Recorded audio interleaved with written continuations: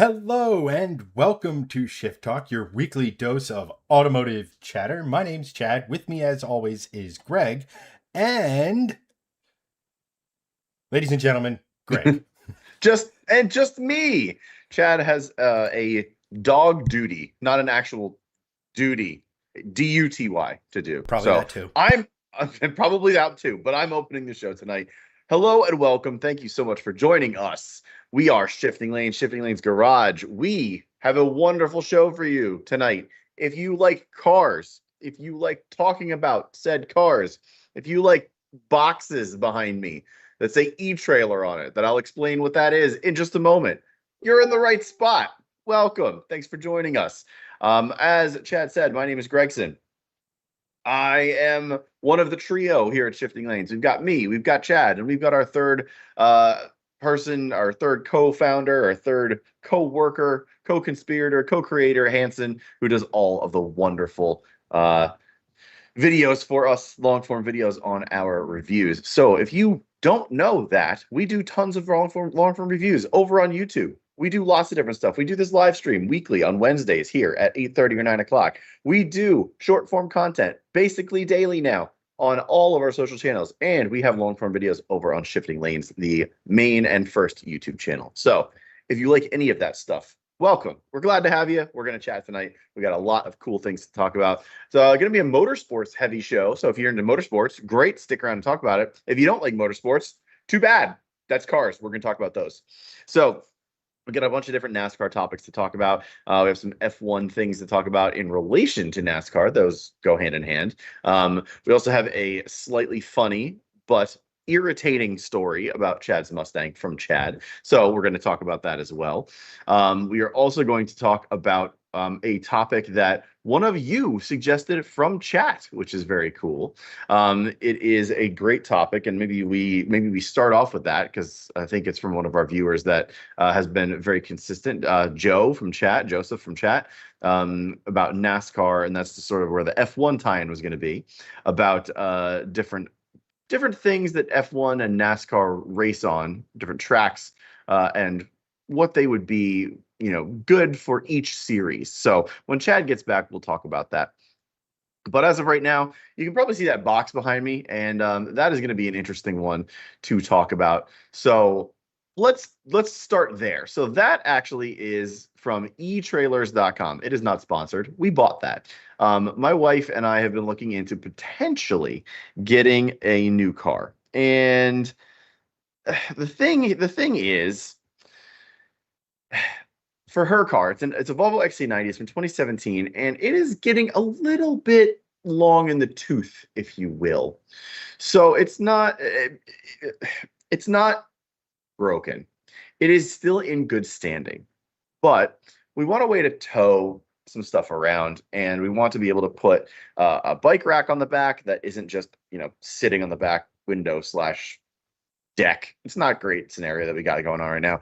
So we have this thing. It's going to actually be modified into our back bumper. And my buddy Sean over at our dealer, who is a friend of mine, he's going to help us modify that and put it in. And we're going to have like an actual tow hitch, which is great. And it's rated for I wanted to say it's rated for 9,000 pounds. We can't tow that, but it was either 5 or 9, I forget which. But either way, we can tow a small trailer back there now if we wanted to, which is really cool. The other part of that is we can now get a really nice bike rack on the back of the car, so we can take my bike, our bikes, the kids' bikes, and all of the stuff for anything that we want to do. So that's what that is, and that's basically just going to be chilling there for a little while. So if you see that box in the background, that's just what that's for. So yeah, it is going to be very good, and it's been a long time coming. And I mentioned that because you can do this with your car. You can go on these sites, again, not sponsored, but etrailer.com or eTrailers is a good place to look at. There's other custom shops you can kind of look at for trailer hitches and things like that. It is one of those things where there is usually a bevy of different options depending on what car you have.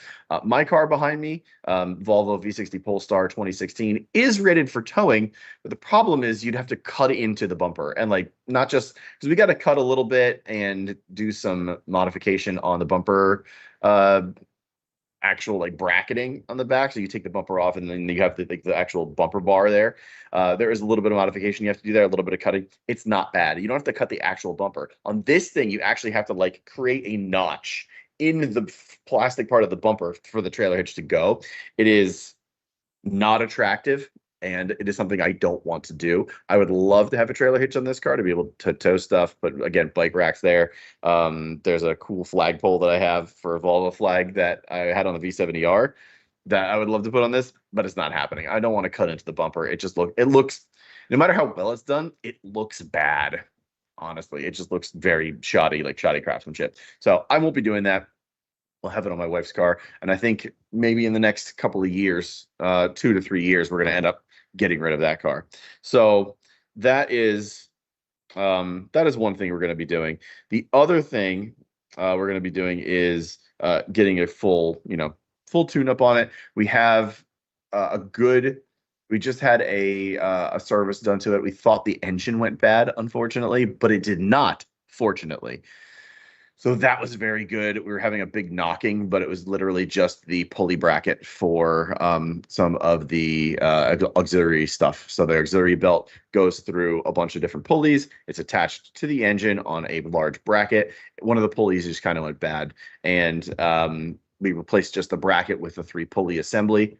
It works fine, runs beautifully, no more knocking sound. Thought it may have been like either rod knock or something with the crankshaft being out of balance or completely like tilted. No, thing runs smooth. It's perfect. And again, kudos to Sean, my buddy who works at the dealer. He's been amazing for us. He took a flashlight and was letting it idle and just shined it down in there and saw little metal flakes coming off when it was knocking, which means that it was likely an exterior problem. And lo and behold, it was. So man, when you say, when you take it into a dealer or your local mechanic and say, man, they don't know how to fix anything these days, lies. So many of these guys and these mechanics and these service technicians are so good at what they do.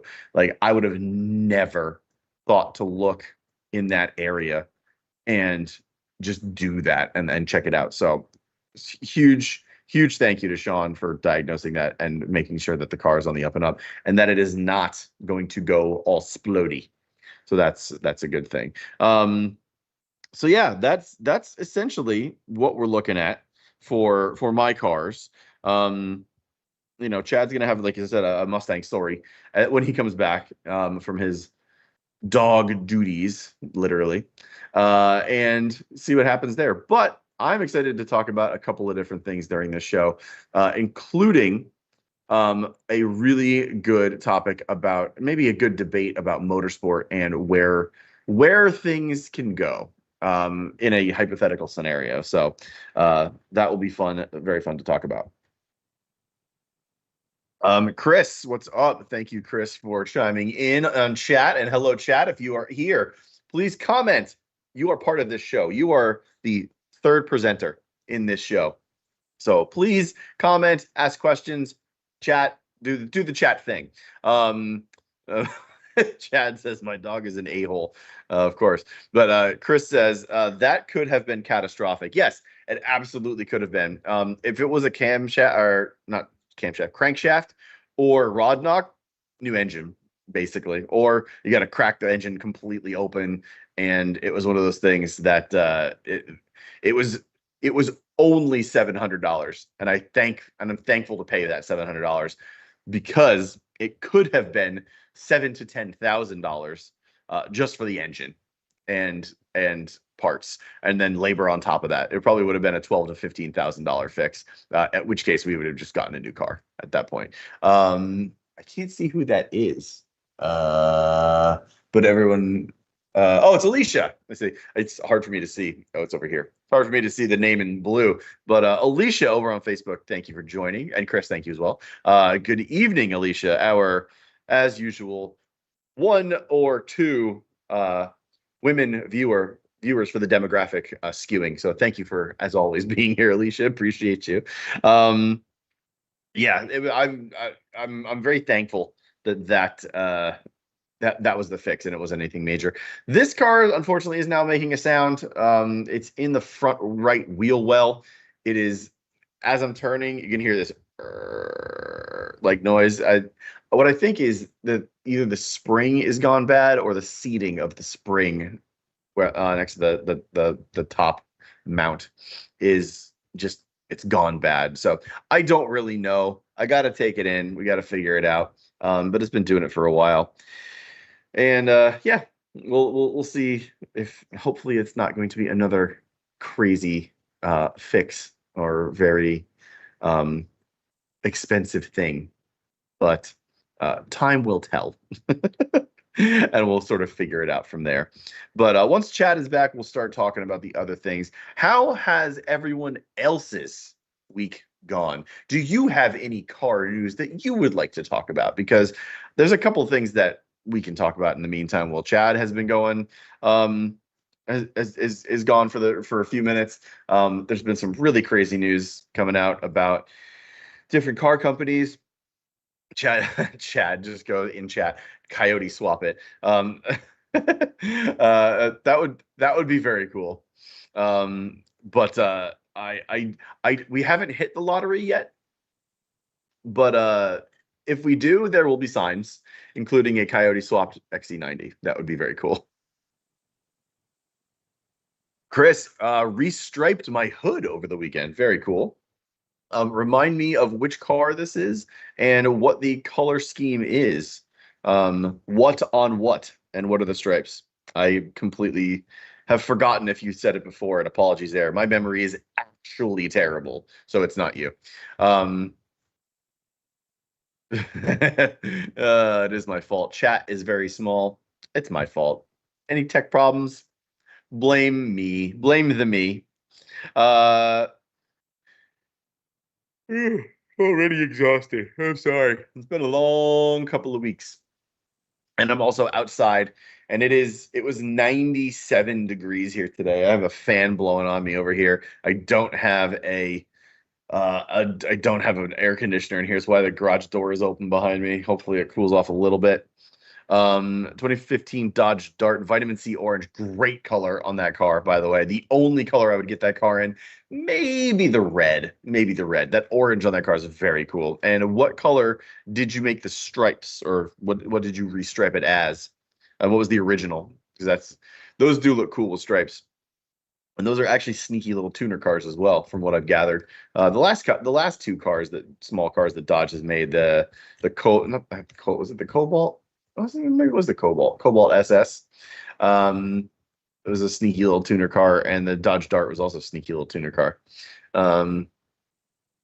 97, was that with the real feel? No, the real feel was over 100 for sure in the sun. It was gross. And tomorrow is supposed to be just 100, and so is Friday, 100. So yeah, New Jersey is baking currently in a massive heat wave. Hopefully next week we'll get some relief from that and go back to the 80s, which would be a welcome change back to the normal temperatures that they are this time of year. Chris, gloss black over orange, classic. That's a great color scheme. I would say the only thing that I would do maybe different is like a dark midnight blue. I think dark midnight blue, black over orange, classic. Even like a dark forest green over orange looks really cool too. There's a Pagani. It's a BC Wyra, and it's green and orange, and it's very similar to those two colors. It's like a dark forest green and like a very bright orange, but it's more of green is the main and orange is the accent, and it looks freaking amazing. So any green and orange like combo, dark black, not like a grayed out black, and like a dark blue over orange, really cool. So like the gloss black choice, very nice. Alicia, that sounds awful. It's about the same here, pushing 110 with the real feel. Yeah, I would wager a guess it was probably between 105 and 110 here with actual how it felt temperatures for sure. I walked outside and it felt like walking into just like a warm blanket. Ugh, gross. Yes, Chris, definitely send some pictures. That would be awesome. And Alicia goes, also my G6 GXP just hit 100K miles. And I'll use the always smarmy car forum language of like 100K just broke it in, huh? So this is what I come back to.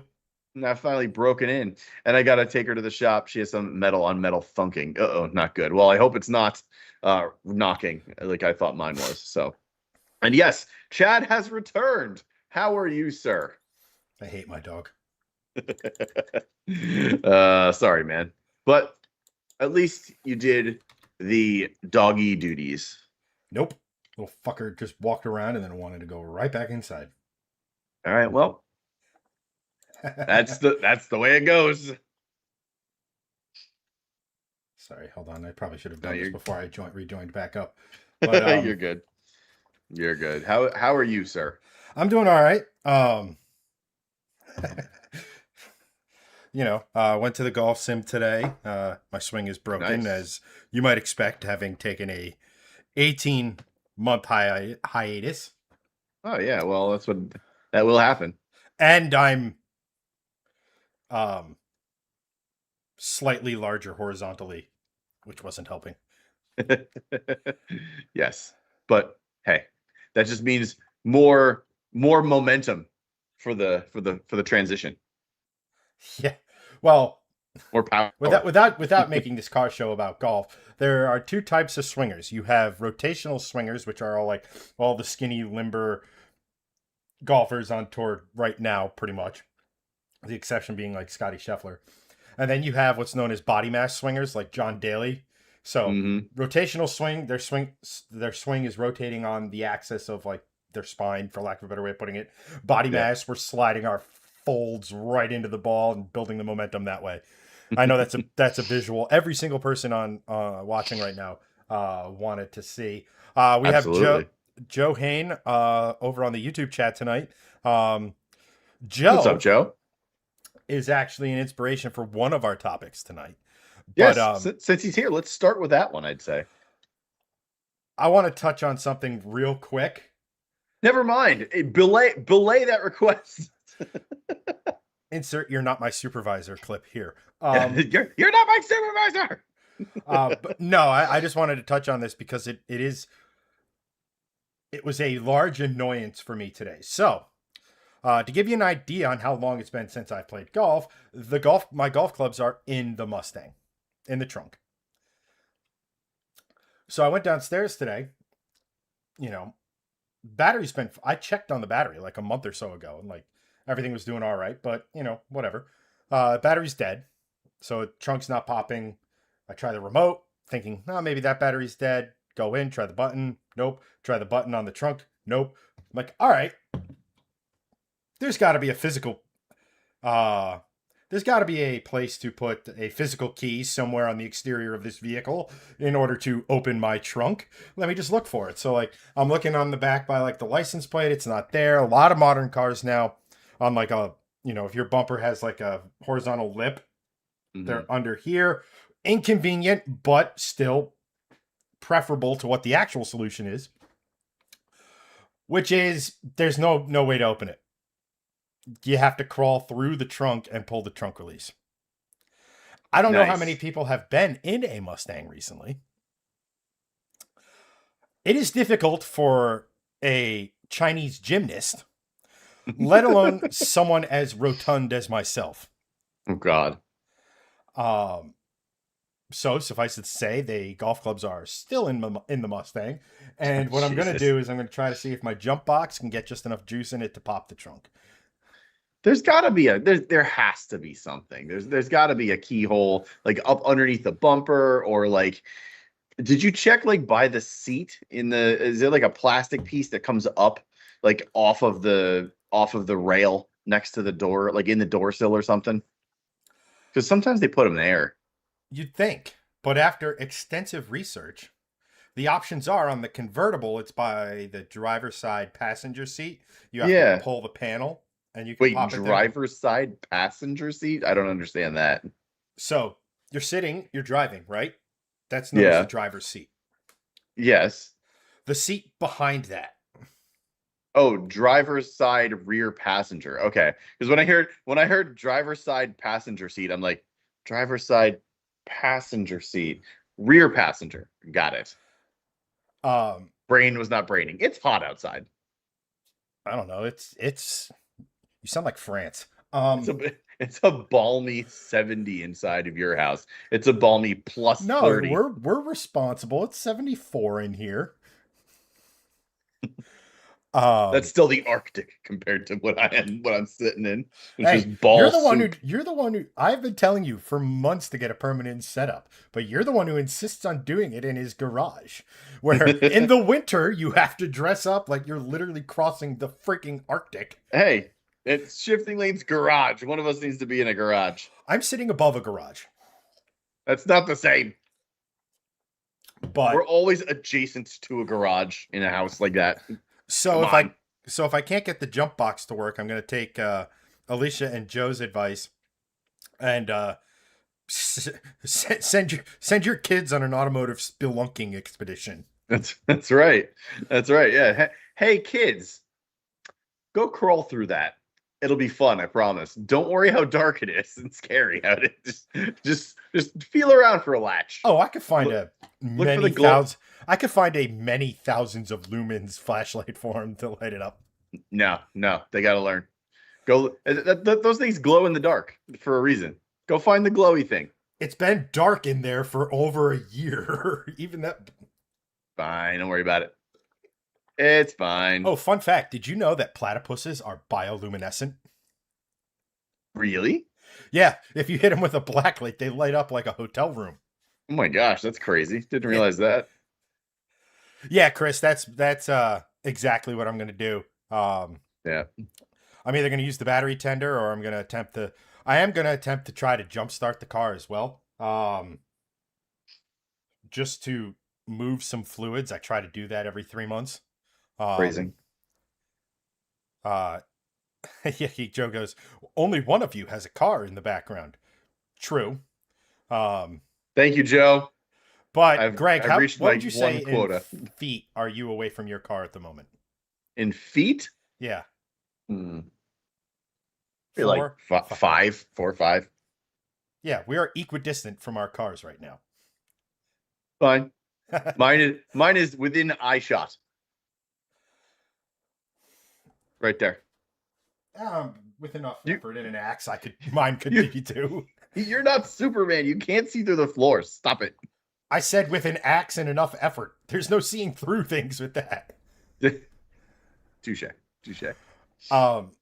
But now we can transition to yes. So over on the YouTubes, Joe, frequent viewer of the show and member of, we need a name for our chat. I want to call y'all cartists, but we'll work on that. And anyway, Joe posed a question to me the other day. It was a 2-parter, but we'll start with one, and then we'll move to the next one. As you do when you have multiple questions, you don't answer them both at the same time. That's right.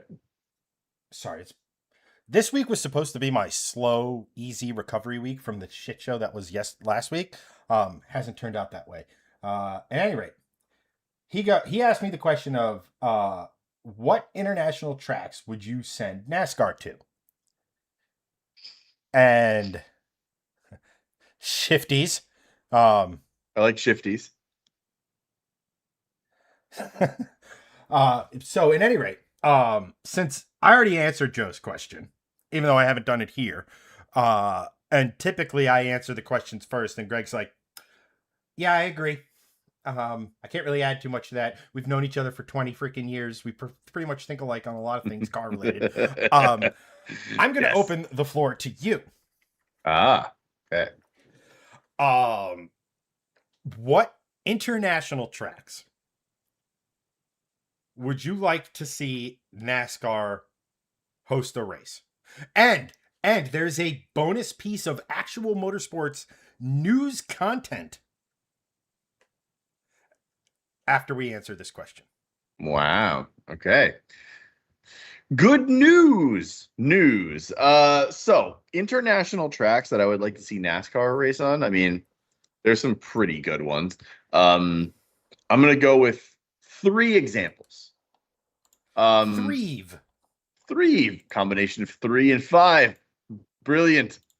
Um, First and foremost, Monaco, because what a biblical clusterfuck that would be. And I think it would be just funny to watch. It wouldn't be a race.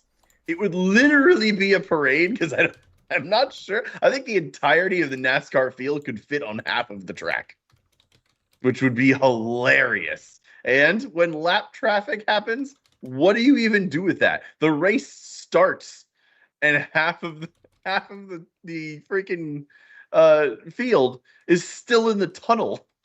It's just hysterical. Why not? Why not? Since we're in fantasy land. Second one, equally ridiculous, but also equally hilarious. The Isle of Man TT, because again, how long is the Isle of Man? 38 miles, right? Yes. 38-mile long lap. Plan for that, NASCAR teams. Good luck. Oh, and also, it's stupid narrow in a lot of it because, UK roads. That would be hilarious to Rubbings watch. Racing, and it looks like Chase Elliott has just sent Joey Logano through a nice country home. Yes, there's no more stone wall. They've both taken it out. Well, no, there's parts of that track where they're literally Oh yeah, it's just right next to a literal home. Mm-hmm. Yeah, 100%. And then the last one, I mean, I could keep going, but I'm going to keep it to 3 because I want to hear yours. But the one that I would find most interesting is Spa. It is arguably my favorite track in the world. And seeing NASCARs go up Eau Rouge would actually be fucking amazing looking. I'll be honest. Like, that would be very cool. It's also a good long track. I think it's 4.8, 4.9 miles. Yes. Like, it's long, and it would be a really good test of road racing skill. It would be phenomenal to watch SVG on that track with a NASCAR, and some of the other road racing specialists. Like, plus it's also really fast. Like, a lot of people don't like get how fast Spa is because they only see F1, and that's like, oh yeah, okay, well F1's just fast. Spa as a whole is just a very fast track. There's a lot of straightaway on that track. There's a lot of high speed cornering on that track. So like, I think it would be really, really fun to watch NASCAR on that one. The one I would like to see them the most on would be Spa. So those would be my 3 choices. I would say honorable mention to maybe Silverstone. And of course the Nordschleife, but those are just honorable mentions. But I don't know. The other 2 seem more ridiculous to me, so I want to pick those instead. Right, because the NASCAR Cup cars on the freaking Nürburgring is a ludicrous idea. Well, yeah, but it was between that one and Isle of Man TT course for a long, stupid track, and I'm like, Isle of Man works better for that, so let's go with that one. So you nailed on a couple of mine. So I want to see him on the GP circuit, or not the GP circuit. Scratch that, delete that, remove it from the archives. I want to see him on the 24-hour layout. Oh, yeah, the GP circuit and the Nordschleife. Because, and the funny thing about that is that the boys I sim race with, we always try to close out the night on the Nürburgring. And we've done everything from like, GT3 cars, because GT3 cars, hypercars, Indy cars, World Touring car.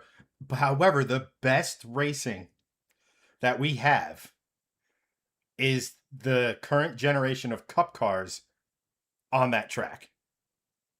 So I'm thinking, if a bunch of sim racing degenerates can have fun there, professionals should be pretty dang good.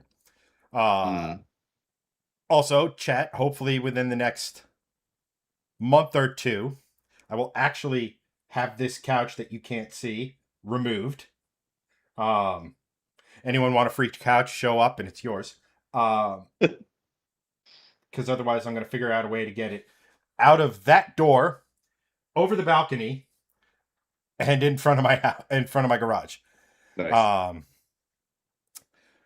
so theoretically, even before that, because we do technically have a esports team, sim racing team, potentially before that, but you may start to see some sim racing streams in the not too distant future.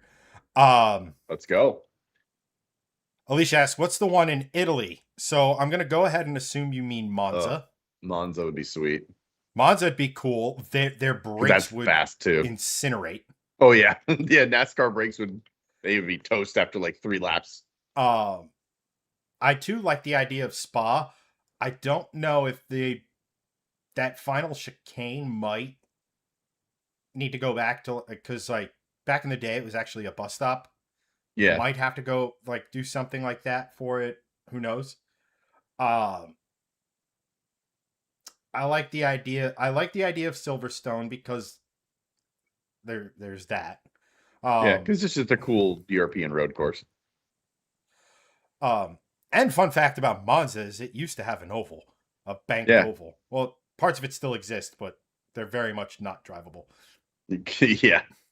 Um, That's been reclaimed by nature. yes. The I just like how that track layout was so insane because you drove by the pits twice. Yeah. You'd come off the oval and go to the road course, and then come from the road course and get back onto the oval, but there was overlap, almost like a Yeah. figure eight. Um, good to know, Joe. This thing's such a bane of my existence. Also going to a smaller desk, so this desk lasted a year. You've done well, buddy. Um, you know, there's a lot of them to think of. Like I think the Red Bull ring would be pretty good, Yes. because it's shorter. And the thing with the NASCAR caution rules and stage racing and all that nonsense that they insist on doing now, a big long track would kind of suck balls.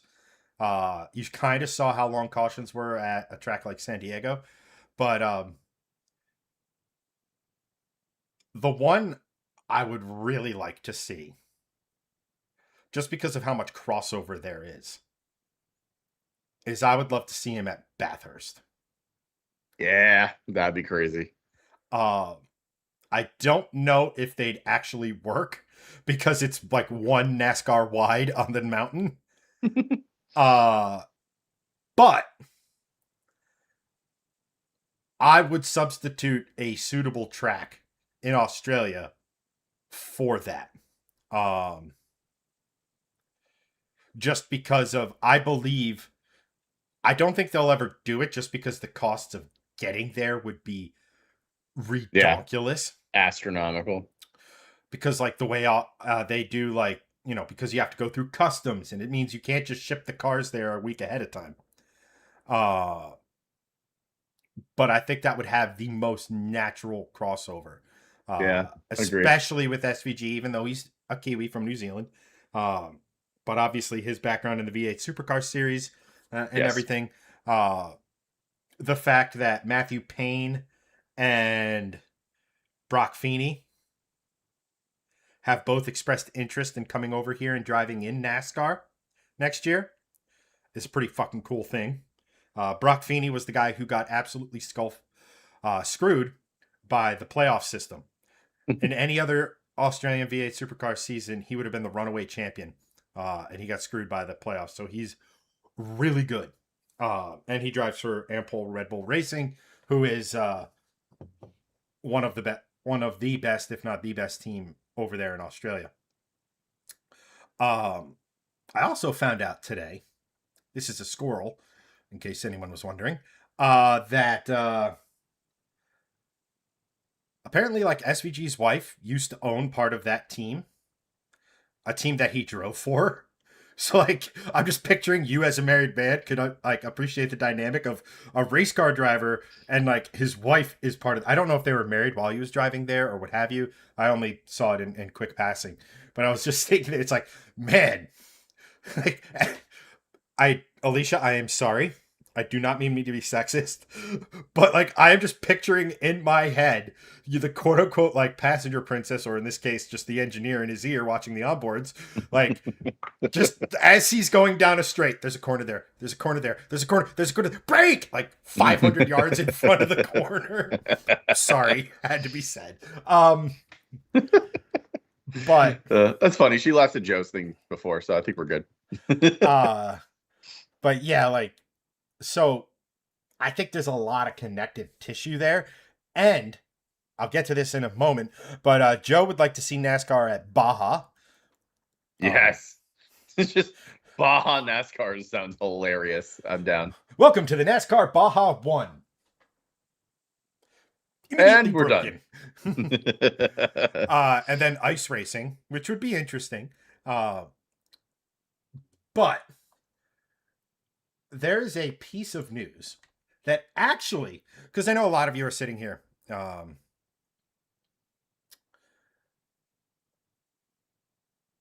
There's actual news to back up NASCAR and Australia, and it has nothing to do with SVG or any of the drivers I mentioned possibly coming over here next year. It is, in fact, the Adelaide Grand Final organizers has confirmed interest in adding a NASCAR match racing to the popular supercars event in the future. So, there's a lot to unpack there. There was, I gotta figure, find where. So there was a lot of interest with there was interest in actually having NASCARs over there, 2 or 3 from each manufacturer, Ford, Chevy, Toyota, because that mirrors Ford, Chevy, and Toyota in the Supercar Series. That they wanted to do it at the Gold Coast. And if you don't know that, that's the one where there's the chicane, and the Australian drivers treat that like it's the X Games. So, unfortunately, that's right smack in the middle of the chase. So getting a NASCAR driver or anything NASCAR really over there, not likely to happen. The chases are. It's a new playoff format this year. There's going to be a ton of interest, all that sort of stuff. So that kind of got axed. However, they're now thinking that it might not be a bad idea to have an exhibition race on Australian soil. Like I mentioned, it would be at the Adelaide Grand Final, so the final race of the Supercar season. And it'll be done in what's known as like this match racing, which is, it's a 1v1. I don't know how if they do it like we do spectator drags around here, around ovals, or what have you.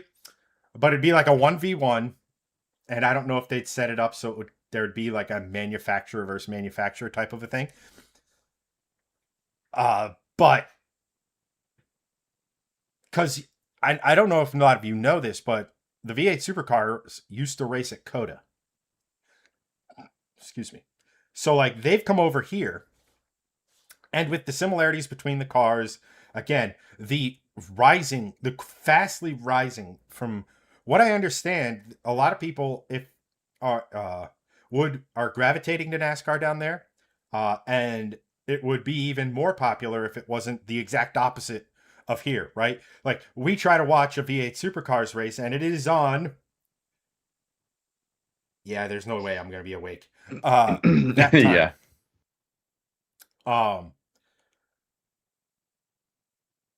But again, I think it would go so hard.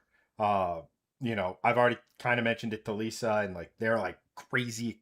If you don't know, Lisa's our friend from Australia. Has, for lack of a better way of explaining it, and I'm probably not doing her justice by doing it this way, but she very much has her finger on the pulse of Australian motorsports, more so. I would even dare to use the colloquial insider descriptor for her. Yeah, she lives and breathes it for sure. She manages a page for Australian motorsports there, so like, and there's apparently a decent amount of buzz surrounding this, as you would expect. Marcos Ambrose used to go down and do demonstration laps, so like there's that, which is pretty damn cool. So like Joe, when you asked this question, uh, there's actually like this has a chance of actually happening. It's not in the cards for this year, but it could happen soon. And I think what this is going to lead to is more crossover. Like I said, Brock Feeney and Matthew Payne have expressed interest. They are just two. There are multiple more that have expressed interest in coming over here and doing like a road course here. Um, there's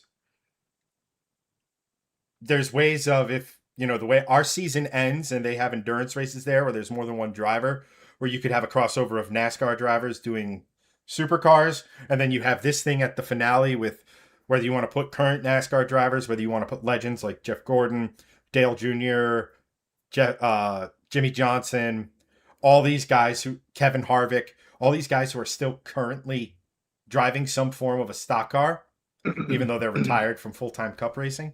Right. It would go really hard. Yeah. That sounds like the best time to watch, honestly. You know, and even though it's not like a full-fledged like race or what have you, it would be, I don't know, I can see it being some, if you could pick the right track. Because obviously our winters are their summer, so Yeah. and our summers are their winter. But if you could somehow figure out a way to do it as an exhibition race, because NASCAR has done this in places like Japan with Suzuka before, to like kick off the season, it would. Yeah, Chris, exactly what Everham is doing with IROC, having the legends drive the cars. You know, Yes. Kurt Busch is a part of that. Mark Martin is still driving. Mark Martin is still, isn't he like 80 at this point? Good God. Yeah, and I don't know if you know this. Back in his day, he was jacked.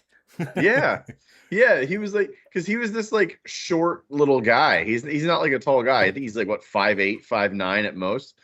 But he was like a muscle dude. Yeah, he was like cut, always like in the gym, like getting, you know, prepped for race day. And apparently, yeah, dude was like absolutely yoked. Like that's crazy. You'd never think of it looking at him because you would always see him in his race suit. Yeah, and it's so like I said, I feel like it's a really cool idea. It'd be again, I don't know how you would do it, but I would love to see some form of crossover doing something similar at say our All-Star race. Yeah, Um, agree. That'd be very cool. you know, just to add more flavor to it or something. Now, granted, the NASCAR fan base, I don't think the NASCAR fan base is as interested in V8 supercars here as the V8 supercar fan base is in NASCAR over. Yeah, I would agree NASCAR with that. fans traditionally here in this country aren't as into supercars as the Australians are here. Um, Joe says I think Bahrain would be fun too. I How do I put this? Bomb all the Tilka drones. Actually, that's a really bad thing to say, especially given that geographical location. I don't mean bomb it from a military sense. I mean it just dig them up, destroy them, and get them out. They're all so boring. Yeah. They don't have much in the way of elevation. There's no history there. So like a place like Silverstone has no elevation, but it's a former World War II airfield, like Royal Air Force Base. Um, they're just that Saudi Arabia. Is there one in Qatar? I don't think there's one in Qatar. What's the other one? Mm. Bahrain, Saudi Arabia, and Jeddah? Oh no, that is Saudi Arabia. Jeddah's a street course, Yeah. so it at least has some character. Uh Oh God. Shit, it's the final every year. What's the last one? Abu Dhabi. Abu Dhabi. Thank you. which I can't stand. But I know. I can't In stand theory, any it's of a very those. cool track, but it's boring as shit. The only way, the way those track, that all the stuff outside of the track and the pomp and the circumstance and Yeah. the grandeur is Yeah. what makes those tracks Cool. Super cool. interesting. But as a viewing experience, Not good. it's like, oh no, he went off the track. 1, 2, 3. Still on a paved runoff. 4, Yeah. 5. Still hasn't hit anything. 6, 7, 8. Yeah. You're literally in a desert. Have sand traps, gravel traps. You're right, though. You know, Yeah. I cannot stand those tracks. Yeah. That's just me personally. I'm not saying it's a bad idea. I just would say like there are like if you had the option to throw NASCAR on any of the Middle Eastern tracks or say a Suzuka, a Spa, Hmm. a Monza, Yeah. Yeah. a all that stuff like Those. We're going with the old European stuff for sure.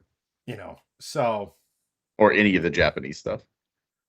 They're just so they were just more interesting and better built. well they weren't a clean sheet, right? So Right. like what most people don't realize is I'm gonna forget the name of the corners, but Spa, for example, come out of T1, you go through Eau Rouge and Radion, you go down that that long straight, and where you make the right left right complex there, Hmm. the original layout for that track kept going straight. Yes. It was literally from Spa to Francorchamps. Yes. Which is why it's called Spa Francorchamps. So it was back then. You went from town to town. Same thing with like Hockenheim. If you ever look at like the original Hockenheim layout, it is hilarious compared to what it is now. Yes. Excuse me. And while we're on this topic, I would be remiss, even though a form of has raced there. I think NASCAR on the Sarth would be cool as hell. Yeah, it would be.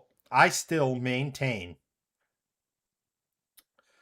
that after the success of the Garage 56 car, they should have figured out a way to have one of each manufacturer go over and have an actual little like mini class to That would be have them cool. race. Because it wouldn't be difficult to build the cars. You'd have under the body, they're the exact same thing. So all the suspension work, yeah, the Chevy did all the homework, but for the betterment of the sport, could you Right. imagine,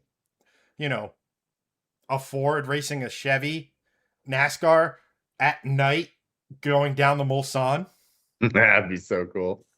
It would just be epic.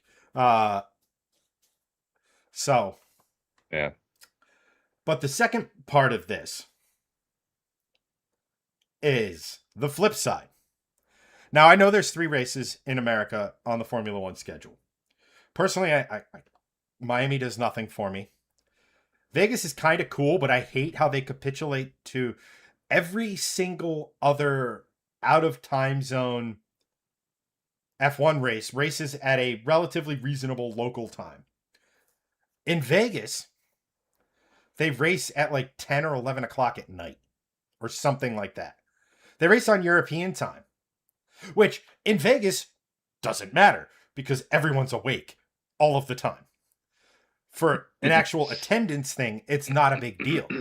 As a viewer, it sucks. And yes, I do understand that seeing that race at night is just a better visual. Start it at like 8 and like go into the darkness or something. Yeah. So if you told me we were going to delete one or both of those races, but we were going to keep it's going to be an American race. Mm. So I will open it up to any American track that you would like to see F1 race at that they don't currently race at. Like, I don't know if you're a big like proponent of COTA, Like I don't know if you have like a big poster of Coda on your wall in your bedroom that you look at every night, but No, but I do like Coda as a track. I would love Coda. I would keep that for sure. so Um, but any other American tracks that you would like to see? yeah. So like again, three of them come to mind again, and they came to mind when we talked about this earlier. I would say it's three of the big ones, but I'm leaving one specifically off because I think it is going. But it also was my honorable mention, so I won't mention it. You Um, cut out. What was that? Your honorable mention? I was saying the one I think that I'm leaving off is that you're going to put on your list was my honorable mention. So I'm just going to leave it off and not talk about it at all. So first track would be Laguna Seca. And when I think American tracks that are just cool, that are that have hosted some of the best racing I've ever seen, that has an iconic corner in all of racing, it's got to be Laguna Seca with the corkscrew. So that's number one. And this is in no order. I'm not ranking these. That's number one for me. Number two is Road America. I think that is such a such a cool track. It again has hosted some of the best racing I've ever seen. What's happening here with my camera? Why am I blurry all of a sudden? What's happening? There we go. Um, Road America as number two. Again, it's just a great track. It was, and for this one, it was between Mid Ohio and Road America. Mid Ohio is too small. I feel it's a great track, but I feel like Road America is better suited for F1 in that sense. And then my last one is steeped in F1 history, Watkins Glen, just because it is arguably the best track in the United States because of where it is. It's scenic. It's got incredible um, surroundings in the Appalachian Mountains, um, and it has the Glen. You can hike. It's got wineries. It has a European town feel to it, very much so. Small town, big racetrack. It very much feels like a European sort of F1 kind of thing. Um, and I would love to see them do that again because F1 did race there in the past. And I think it would be very cool to bring it back. Uh, they would need to use, obviously, the extended track, which I used to go to as a kid and watch the IMSA races on. So I know that it's a very cool. It's it's long enough, and IndyCar has raced there as well.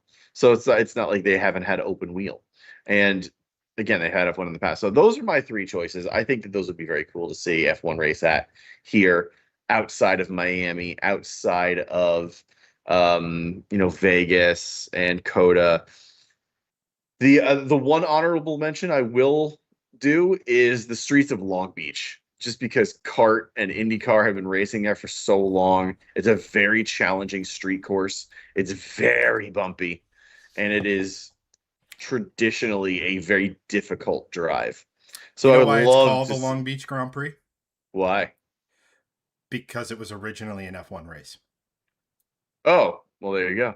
Well, that I didn't know. So I would love to see them do Long Beach again on the current layout, which I think would be very cool. But so those are my choices. What about you? So Road America is definitely the one for me. I like that. I feel like it gives a good. It has kind of an old school vibe to it that it feels like it's in the middle of nowhere, uh, Yeah, which I like. Uh, Another one for me would be Road Atlanta, uh, yeah, Road Atlanta's a good shout. just because of that track has pretty much everything. Um, I would love to see F1 cars go around Sebring just because, like, oh, Europeans, you're tough. Introducing Sebring. But That's the one I left off with Sebring. I knew it would be on your list. um, but you'd probably send a driver's spine through the top of his skull in an F1 car Yeah. there. Yeah, probably. Watkins Glen is an obvious one. Run the boot as God intended, like a real man. Uh, That's right. that's a. I mean, the unfortunate thing is, I don't think any of these tracks are considered a tier 1 track by the FIA. So it's like never actually going to happen unless they make huge upgrades. Yeah. But I don't care. Like I think F1 there would make for an epic race. I believe it or not, like I have it's not a love-hate relationship with Laguna Seca. It's more of the track's iconic. The corkscrew is one of it's on, I think, the Mount Rushmore of corners or corner complexes of any track anywhere in the world. I would agree. There's just something with it. Like sometimes I'm into it, sometimes I'm not. I can't put my finger on it. It has everything. It has an iconic corner. That corner has an iconic story. Yes. I'm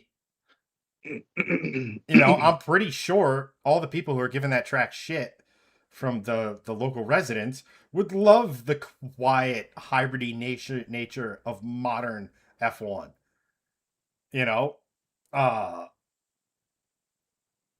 I don't know. Something like I would almost prefer to see him do Sonoma. Sonoma's interesting. Even just because the angles at that track are so good. Yeah. I just mean from a camera perspective, where you can put the cameras, how they get perspective on certain stuff. It's just so good. Yeah, agree. Honestly, for shits and giggles, I'd love to see him on Lime Rock. Yeah, I was actually going to say, I think Lime Rock and Lime Rock and Laguna Seca are almost in the same camp for me. I would love to see them at Laguna Seca, but I think to your point, it's too short. It's a very quick track. It's not long. It's not Spa. Like it's not Silverstone. It is not these longer European tracks where it takes a minute and 20 to get around. Like there are sports cars and stuff that can get around Laguna Seca in under a minute. There's supercars and race cars that can get around in under a minute. An F1 car would probably be like 45 seconds. It would not be a long lap at all. Right, but Laguna that just Seca means, for my estimate, so track length for me is more about how a series handles cautions when the cars aren't at speed. But here's the thing, right? If you have a short track, and let's just say every track, I know some have more than others. It's not for the sake of making this argument, but let's just say the track has 2 passing zones. Yeah. If let's just say to meet the mileage of a Formula One race, and that's how they do it on every track, it's supposed to meet, I forget the exact mileage, but or time, I forget exactly what it is. But at any rate, you're going to be doing more laps, so you're going to have more passing zones per minute, so to speak. Yeah. So like, as long as the pit lane could handle it, which I don't think that it can. Lime Rock's pit lane is kind of short, but it's still pretty cool. Actually, it could handle it because there's only 22 cars in F1. Yeah. I mean, the garage facilities are woefully inadequate, but I think like those, like you could make an I mean, the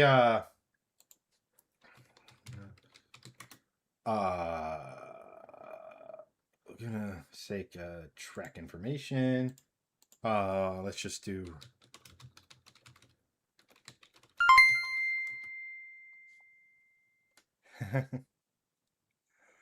Let's see here. Matthew goes, thanks for mentioning the Glen. I was there last weekend for IMSA Sailing 6 hours event. It's a great track and a great town. Agreed. I had another friend who was at the race for IMSA. The problem is that all the organizers in the motorsports sphere decided to schedule literally everything this weekend. NASCAR at Sonoma, 24 hours of Spa, 6 hours of the Glen, like all of it. And it's like, I am only one man. Yeah. Secondly, Matthew, he goes, thank you. He goes, for the Watkins Glen mention, smiley face. And thank you, sir, for the 100 stars. Really appreciate you, my dude. Um, but Thank you, dude. Appreciate it. um, I don't know. I'm trying to think of, because like we touched on all like the classic ones. I'm trying to think of if there's like any other. VIR would be interesting. VIR would be crazy. The problem with Um, VIR is that a car would go off track and it wouldn't stop until Tuesday. yeah, yeah. Uh, Detroit, you know, to throw them on the Detroit road course. But again, same as Long Beach, bumpy, crazy. that's fine. It would never happen. Let's see here. Trying to think by state. Mid Ohio. What else Oh, is that's what I was doing. You think out loud. You think loudly. uh um uh just increase the volume of my ums. Let's see. California, Seattle, Rebuild Washington. Riverside. Oh, what was that? What was that airport we were talking about last time? Is it in Cleveland? Oh yeah. There you do that one. Hell, throw that one on. Throw them on a naval base. Why not? You think NASCARs were getting air? F1 cars would be like shing, and they just like fly off that thing. My Oh wow. God, Okay. I don't know why, but I always thought the Red Bull Ring was a shorter. Yeah. So it is here's short. to your Laguna Seca being too short assumption. Yeah. The Red Bull Ring is approximately 2.688 miles. Okay. Laguna Seca is 2.38 miles. Okay. So Red Bull Ring is longer. I By think like by not only four much. tenths of a mile at that. That's actually interesting. I would have said Laguna Seca is longer than the Red Bull Ring. That's it. Huh. That's fantastic. That's fascinating. Either way, Laguna Seca is still a shorter track. And to that point, they race at the Red Bull Ring. So I mean, it's not that much shorter then. Plus, I'd argue that Laguna Seca is a much more iconic circuit than the Red Bull Ring. Right. I mean, the Red Bull Ring has been around longer than Red Bull, but yes. Sure. I But mean, there's not a lot of people sitting here talking about the Austrero or Austria Ring or the whatever it was called prior to energy drinks. yeah. Jay over on Facebook, what's up, Jay? Welcome. He goes, I'm biased. I live in the Pacific Northwest. How about Portland? Portland would be a good one. And That would be cool. Portland has, how do I put this? It's a really cool layout. It's a great track. It's not ideally suited for NASCAR, but it puts on a great show when IndyCar goes there.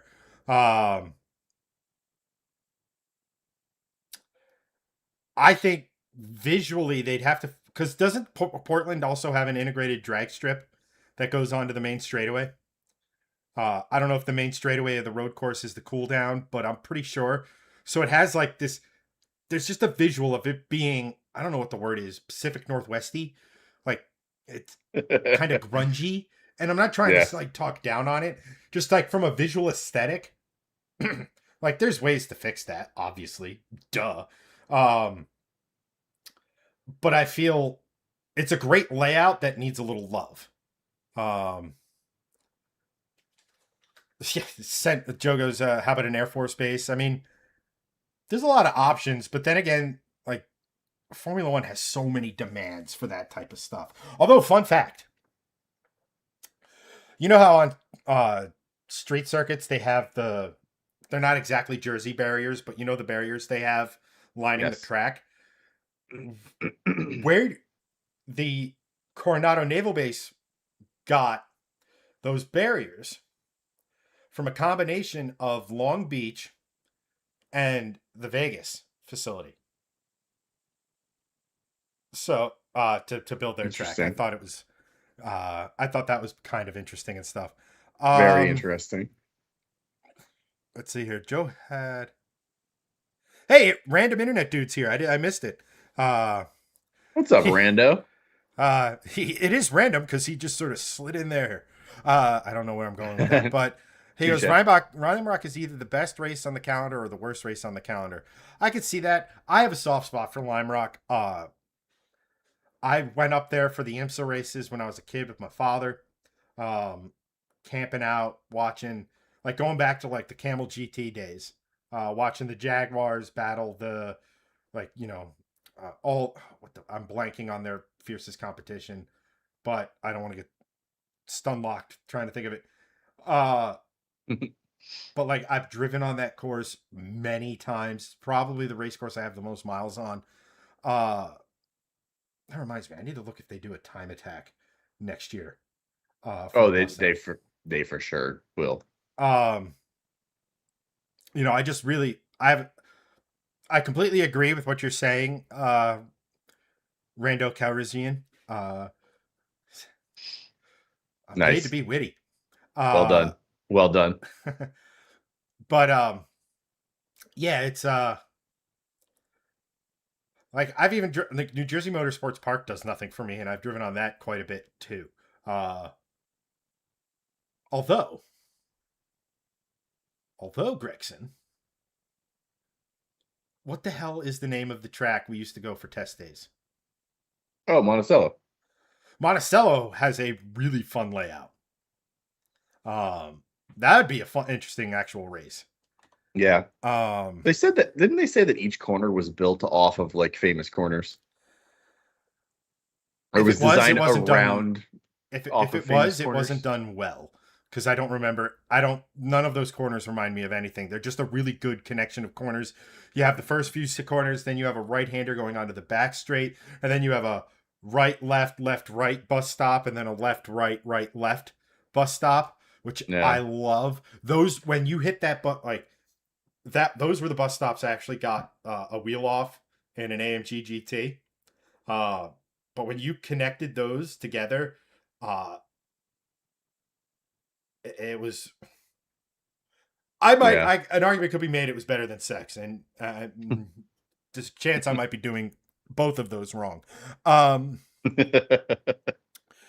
and while we're on the topic of tracks, I did want to touch on.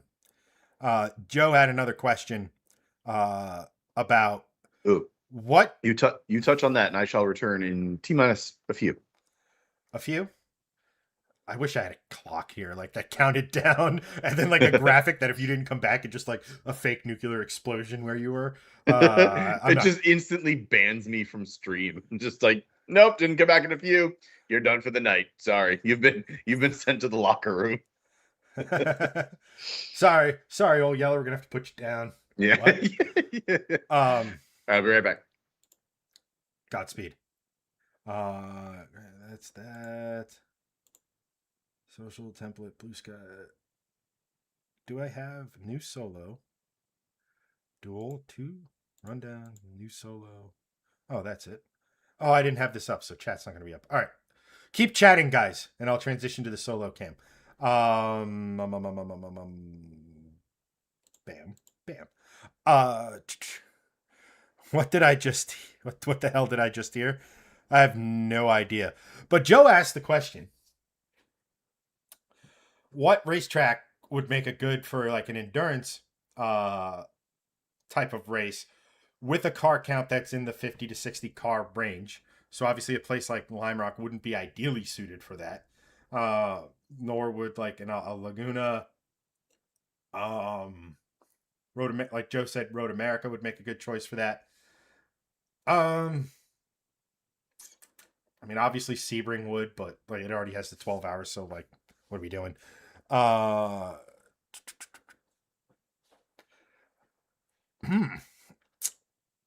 I mean, I don't know if Sonoma has the facilities. The Glen has the 6 hours, so I guess technically you could do a 24-hour race there. Uh, because it can if it can support like a 40 car NASCAR field. Probably can support a full endurance grid. Um, Mid Ohio, all the ones we've mentioned before, really. Um,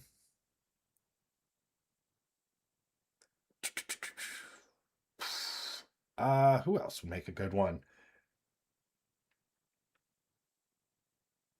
Yeah, I don't know I've never been to Willow Springs, either of the tracks, to know if they have it. Thunder Hill, or is it Chuck Wallet, does a 25-hour race every year. Um, internet dude goes, let's assume they could be modified to have the facilities available. Jay goes, how about the Indy Road Course for endurance? They actually do a who's the oh, we're not there we go. Oh, so we're not transitioning. Got it.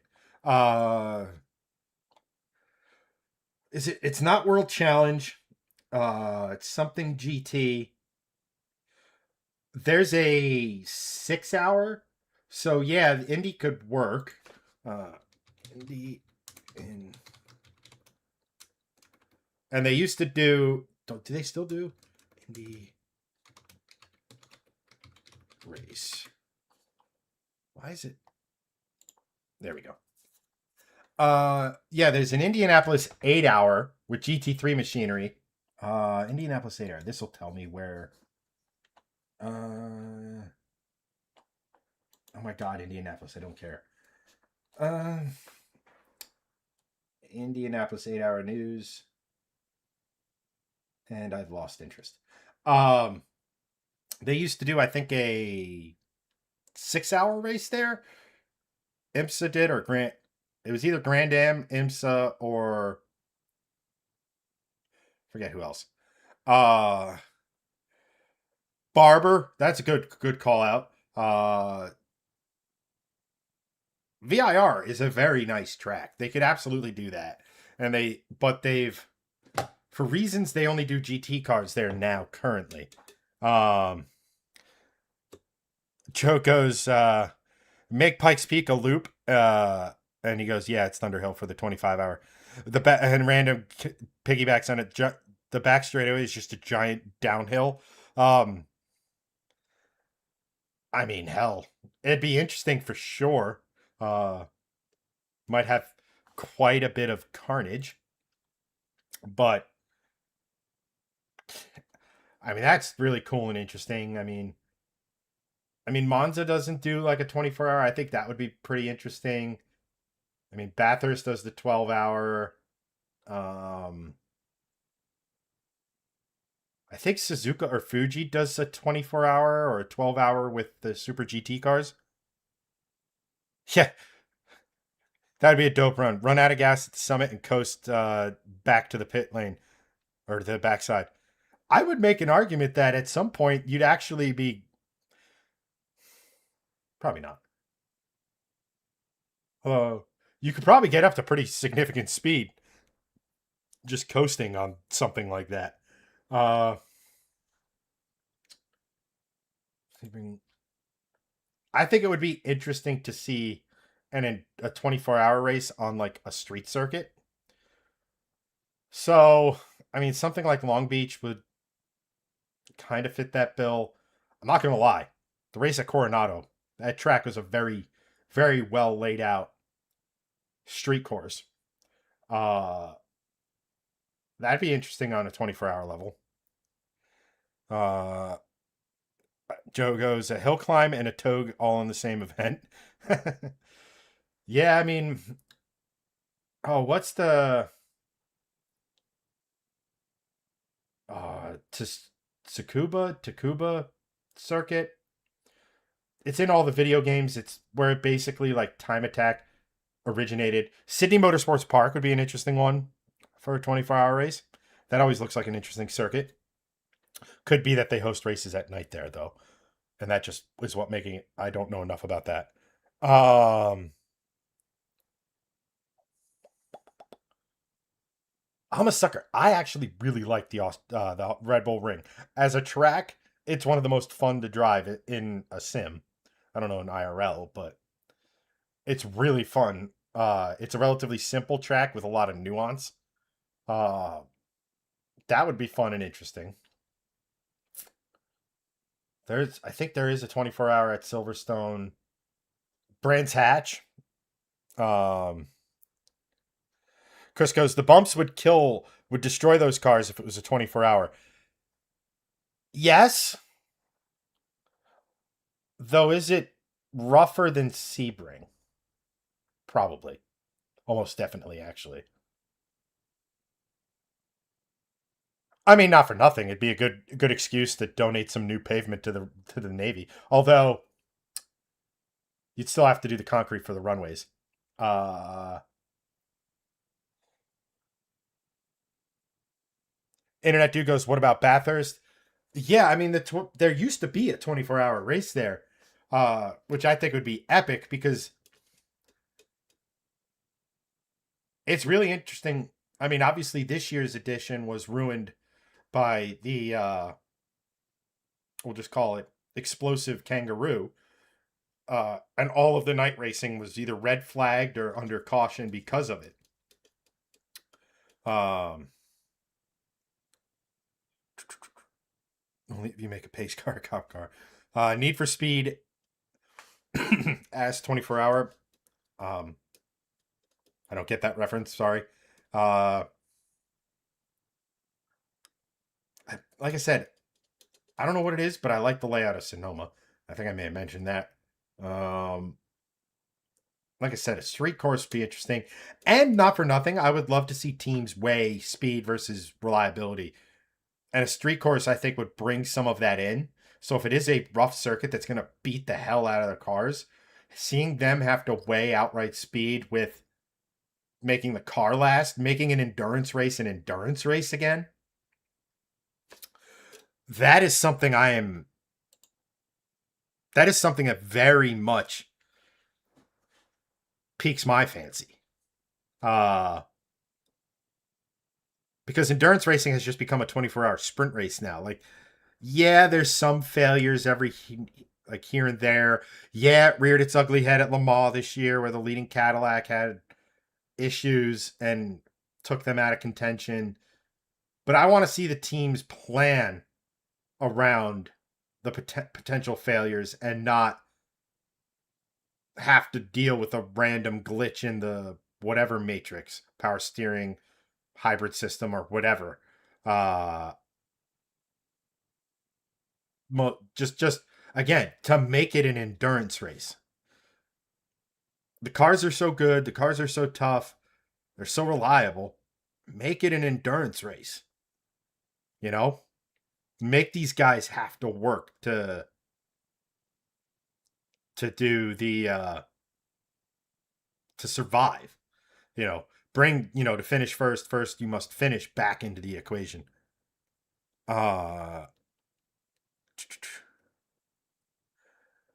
Uh, Jay goes random one, but the Gold Coast would be a great endurance mix of street and circuit.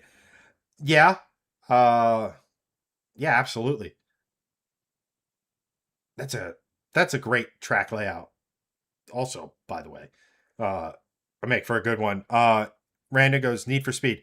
I got the Need for Speed thing, but I didn't understand what the ass 24-hour was. I don't know if there's like a track there. It's been so long since I've touched anything with a Need for Speed on it that I don't know if I'm missing something. Um, let's just take a gander at most.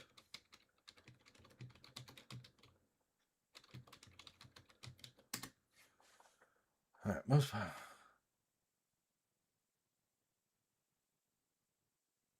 All right, let's see what Road and Track has to say are the best. Okay. Um.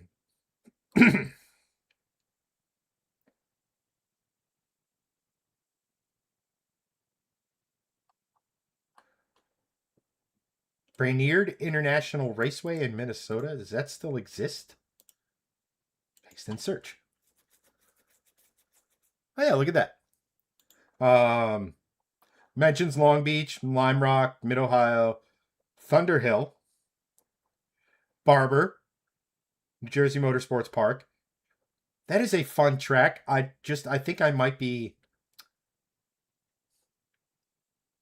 Both times I got to drive on this track, the experience was ruined by people who had no business being on a track. I was in a lead follow event, and there were journalists there that didn't understand the concept that you're supposed to drive at speed and not at like the speed limit, which made and in a lead follow they only go as fast as the slowest driver. Hey, take it easy, random. Thanks for popping in. English words hard. Appreciate you stopping by. So like, I would love to get another opportunity to drive that track when it's not Thompson. Not is it Thompson in Connecticut is another one I like. Sonoma, Sebring, Daytona already has it. Road Atlanta has an endurance rent. Watkins Glen. I guess just because it's our only grade 1 facility, or tier 1 or whatever the FAA calls it, a 24 hours of COTA would be pretty interesting.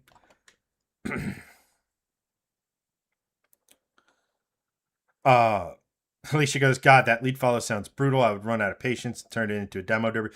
Usually they're not bad. You remember for a lot of those events, they're set up for journalists. So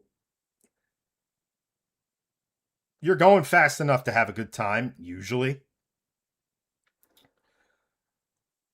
But the problem is that the events I went to were a Corvette event and I think it was a Mustang event. And there were journals there that weren't automotive focused first. Like there was this what the hell were they? It wasn't like a woman's lifestyle thing, but like let me just put it this way, and I'm not trying to be sexist, but this site had more about like fashion and celebrity gossip than it did about like cars. And there were 2 girls from this publication at a Corvette event wanting to participate in a lead follow. And girls can drive. We know this. Girls can be fast. These girls were not. And it ruined the experience for my entire group. So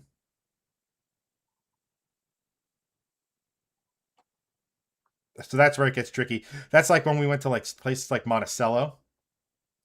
It was cool because we only got a lap at a time, but they kind of let us go out solo, with the marshals keeping a very close eye on us. If we, drifted on purpose or dropped too many wheels, we had to have wristbands to go out on the track.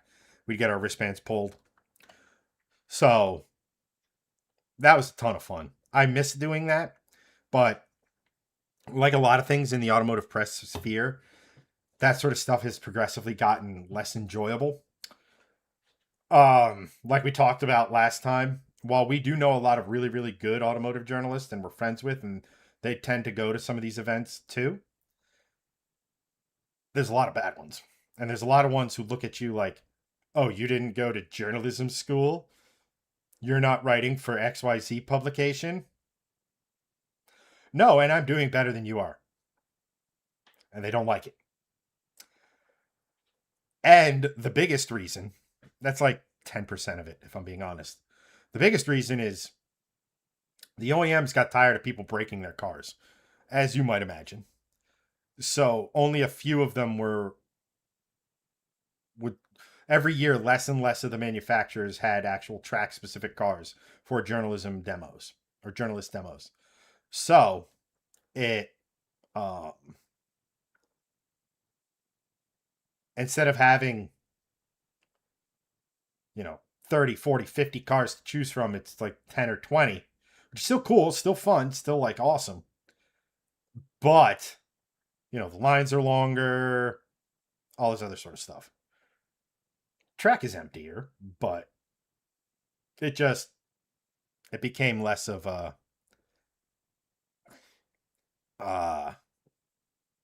It became less enjoyable for what it was. Um, Although I've heard built a casino up there since the last time we were up there. Um, Chogo's press day should use Jason Statham death race rules. Um, for every journalist who can actually drive, there's like 15 to 20 who can't. At least at speed.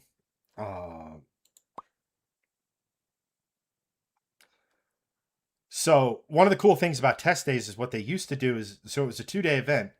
The first day you would go out and you would be on, you'd actually get professional instruction, and you would actually get it for a more than 5-minute doing a lap guy giving you some notes too. It was really good instruction from GT3, GT4 drivers. It was really good. It was a ton of fun, and I loved that because I've had some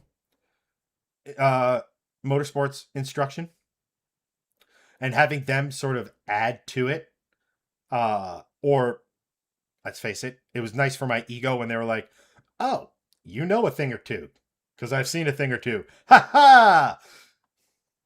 Ladies and gentlemen, Mr. Conway Twitty.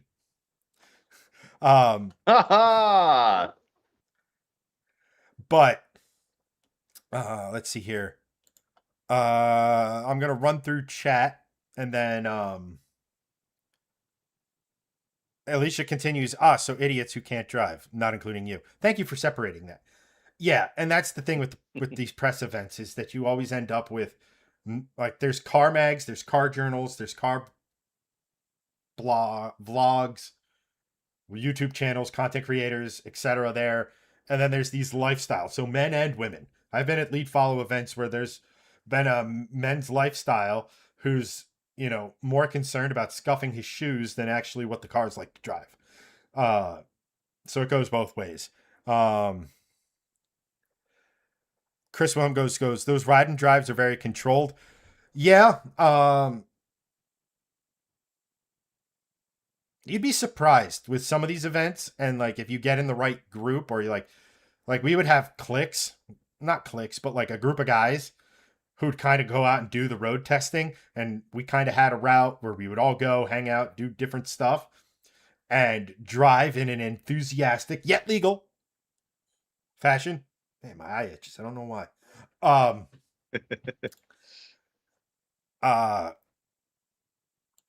So that made it a lot better.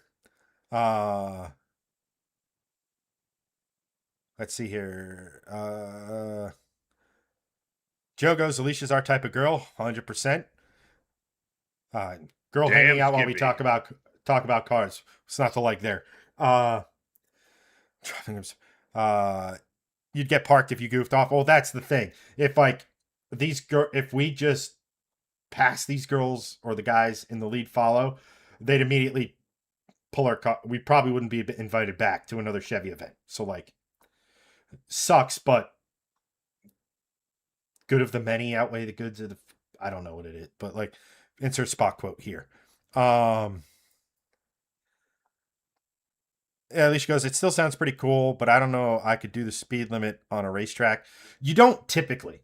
The overwhelming majority of these that I go to, or I've went to, whether it be a track day or a press event, you're going at a clip where you're like, okay, I could go a little faster, but this is good. I'm good. Unless you're hyper competitive like me. Man, you guys are active. I should leave some of these for Greg. Joe, it's like Autopia at Disney that used real gas-powered, no-rail go-karts and is now an e-kart on a rail, like slot car walking pace. I mean, amusement parks, toys, bikes, Power Wheels. Although there is Power Wheel drag racing for kids, which I think is freaking epic. Like, guys are actually modifying Power Wheels for their kids to do this drag racing, which is awesome. How can I bet on this on Kalshi? You kidding me? Have you ever been to a racetrack? There's no Kalshi or Poly Market or whatever. There's dads in the stands going, $20, my kid beats yours. Yeah, exactly. That's great. Which is really cool. But like, as Greg can attest, as the actual father of shifting lanes, uh, Yes. toys today are significantly worse slash safer than they were when we were kids. Yes. Which, on the one Accurate. hand, safety for kids always a good thing. On the other hand, Yes. there's not as many character building incidents. Which Greg probably disagrees with me because dad. Um, Cor- Correct. Just look at what car seats used to look like. It was basically just a plastic shell with some padding and a strap. Now it's like way better. But yeah, there's still some stuff out there that you're like, that's questionable.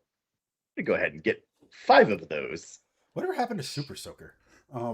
They're around. I don't even think they're super soaker anymore. But there are like water blasters all over the place that are incredibly powerful. So they still are around. So Chris brings up a good point. There are dealers at these events too. Yeah. He hung out. He kind of formed a clique too. Uh, Chris, what do you do?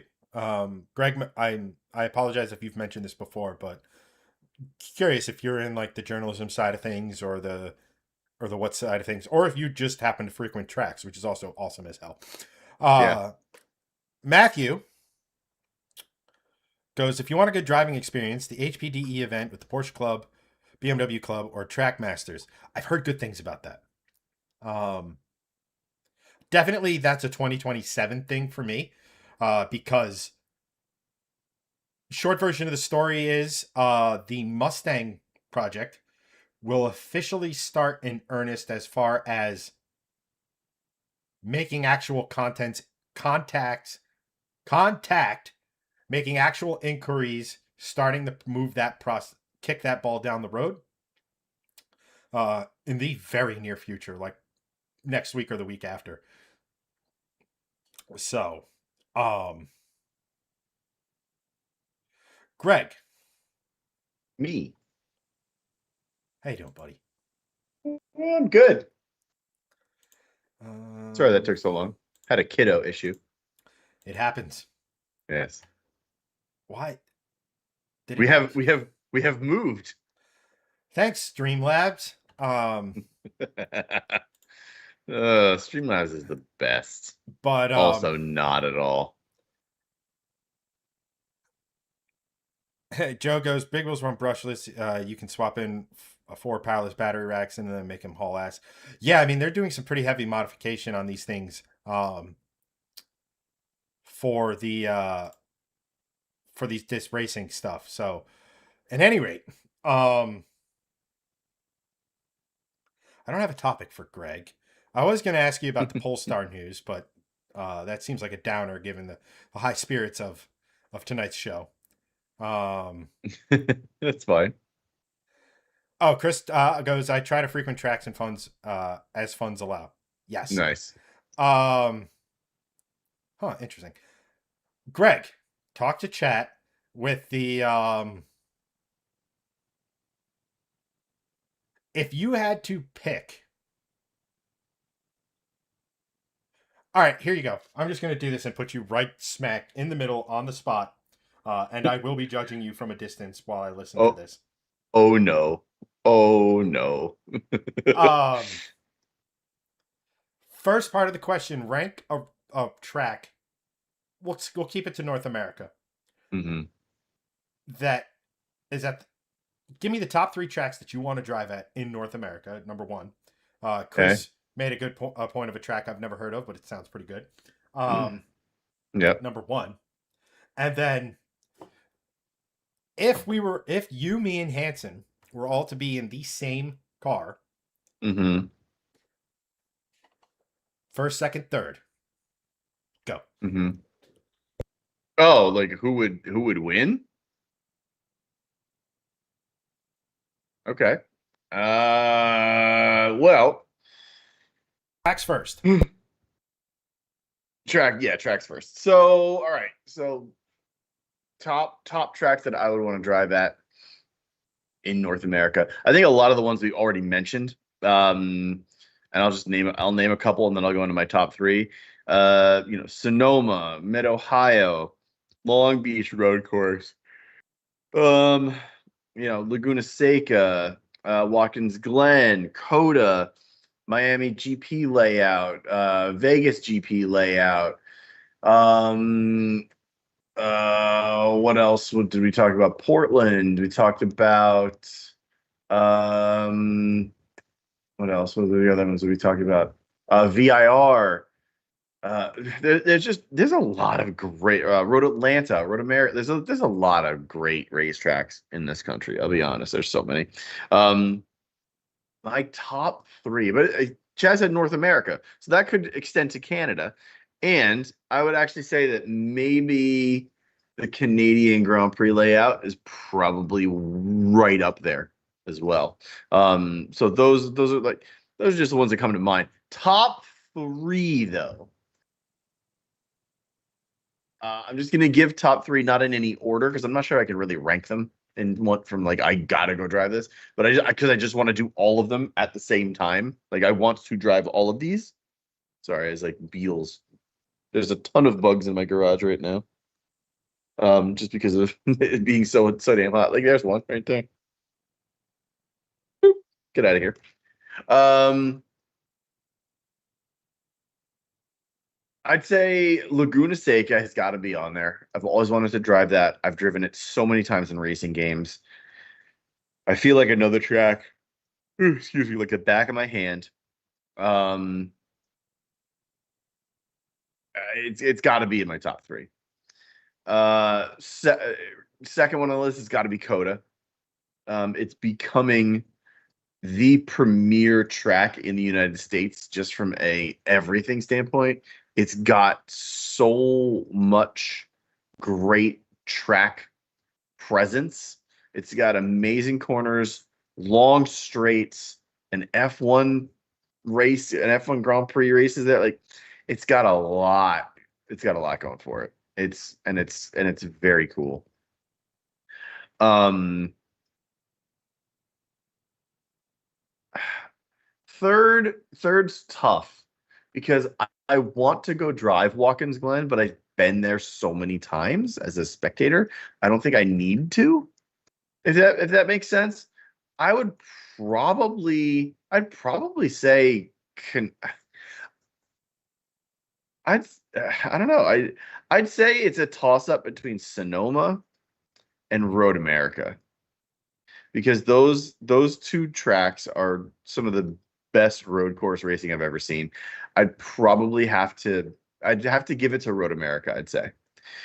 Just because I've seen more there. Again, I've raced it a lot on racing games, and it just is one of those iconic American tracks to me that I'm like, it's good. It's got to be that one. So like, if you had to put, a something to my head, there's algorithms and stuff, and keeping it family friendly. Um, if you put something to my head, I would probably say Road America. So Road America, Laguna Seca, and Coda. Those would be my three. As far as between the three of us, excuse me, in spec racing, who would come out on top? It's it's hard to say. I mean, I'm obviously gonna say me because I think we'd all say ourselves as, oh, of course I'm gonna win. But I'd say the one with the most seat time on tracks is probably gonna end up winning. It probably would be Chad. Um, but I don't know. I think that there's a certain amount of prowess for being smooth on track, and I think that I really do have a lot of smoothness to my driving style. Everyone that I've driven with from a instructor standpoint has said that your driving style is very well suited for road racing and for GT car racing. I've done it at Monticello. I've done it at Pocono. I've done it at Lime Rock. I've done it at there's another one. that I'm forgetting. Either way, I've done a bunch of yeah, no, Chad is the reigning shifting lanes karting champion from 15 years ago. No, it was more like 10 years ago, but still, he is the reigning shifting lanes karting champion. I came in second, by the way, in that karting experience. Um, but I think that my driving style is well suited for that kind of thing. So I would say me, but I would say it's probably between me and Chad. And that's no disrespect to Hansen at all, because he has a lot of seat time in a lot of different cars, way more than Chad and I do now, obviously. Yes, Pocono road course layout. If you didn't know, there is a very much like Daytona and Indianapolis. There is an infield track at Pocono. It is that big. It's big enough to do that. Um, so that is one of those things. But yeah, I mean, I'll tout myself obviously as the winner of that. But being a realistic person, I would say probably Chad, me, and Hansen in that order. Um, I would, however, say if we had racing teams and I got seat time enough in said cars, I would I would drive away from both Chad and Hansen in that sense.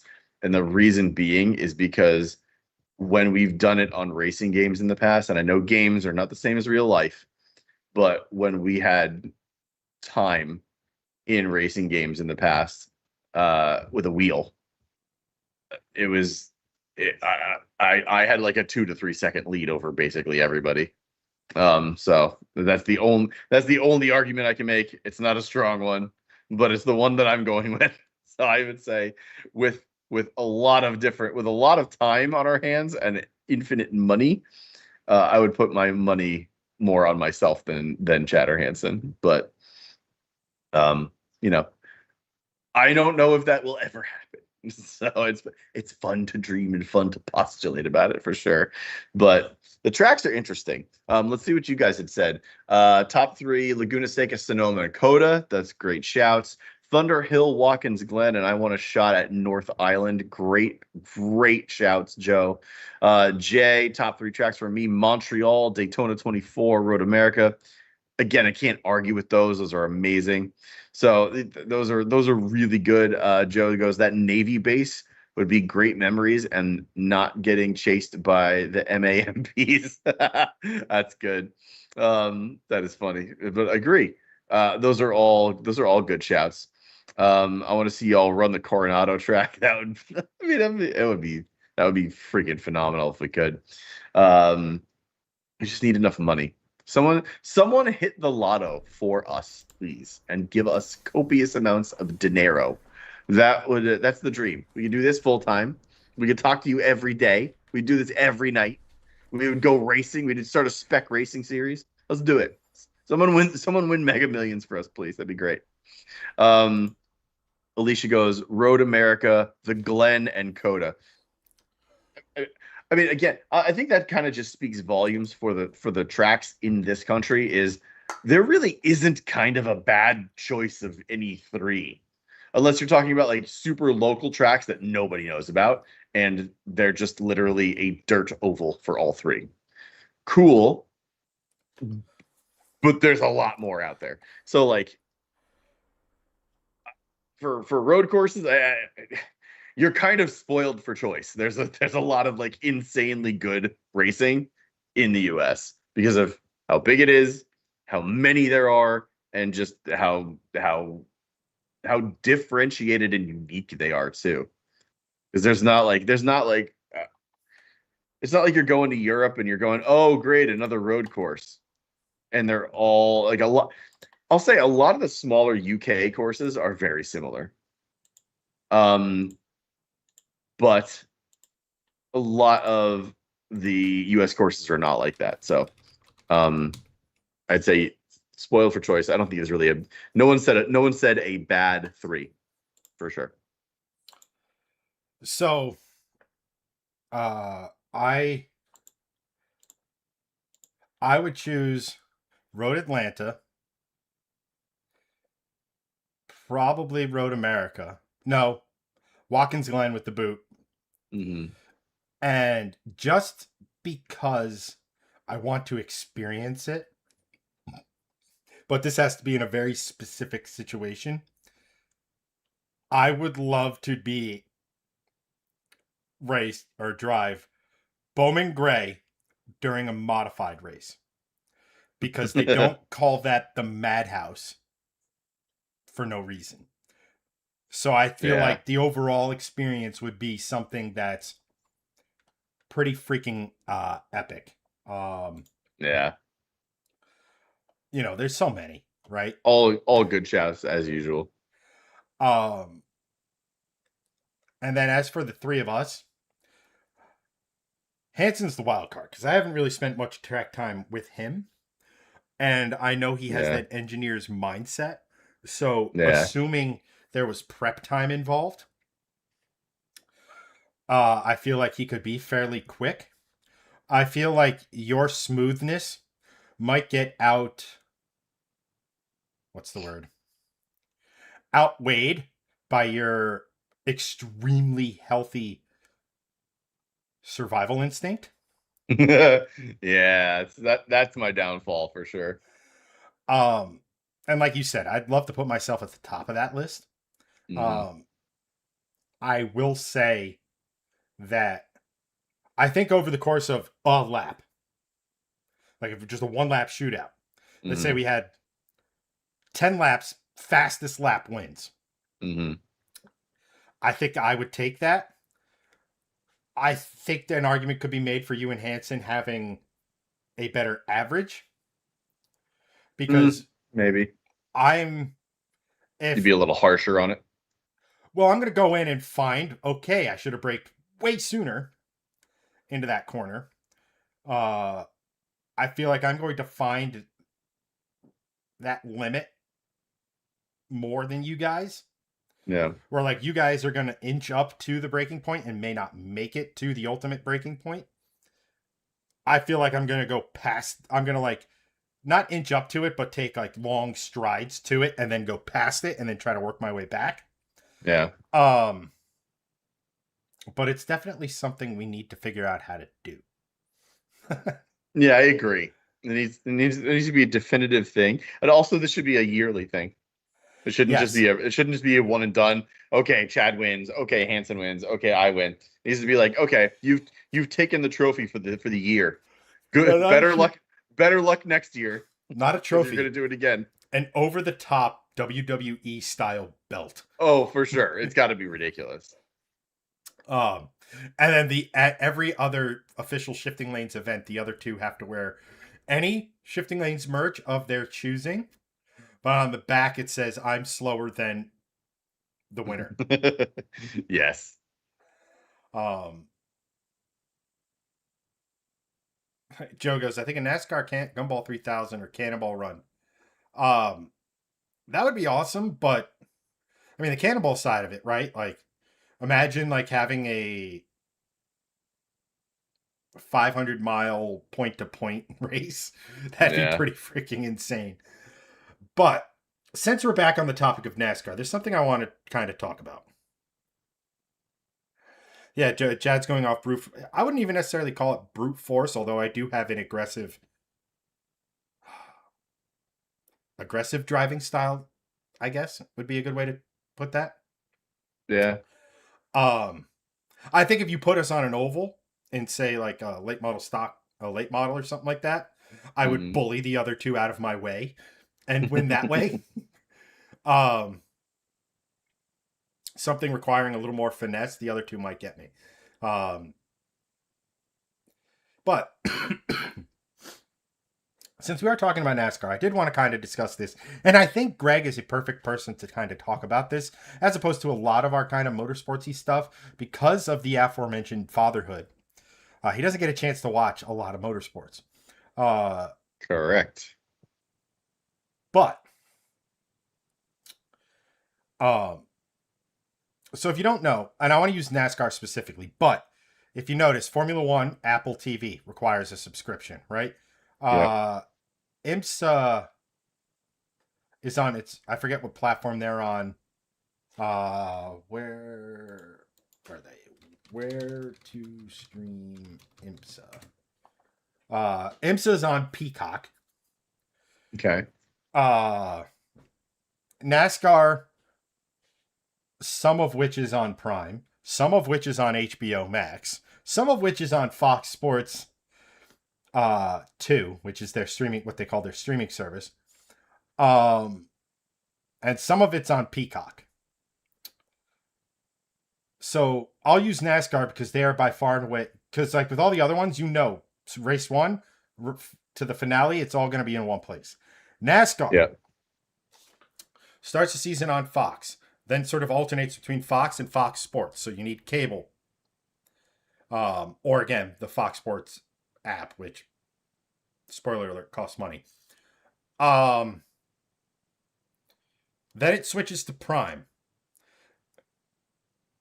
While during the NASCAR run, qualifying and practice is on Prime. Then after Prime, it switches to TNT on television, again, cable. But it's also on HBO Max. And practice and qualifying is either on HBO Max or True TV. Mm-hmm. So we are now on 4 television stations. And then after that, it's NBC and USA. So you have six television channels, 3 different streaming services. The upshot for NASCAR is they get $1.1 billion with a B for all of this, for piecemealing it out and getting every last dollar they can out of their television deal.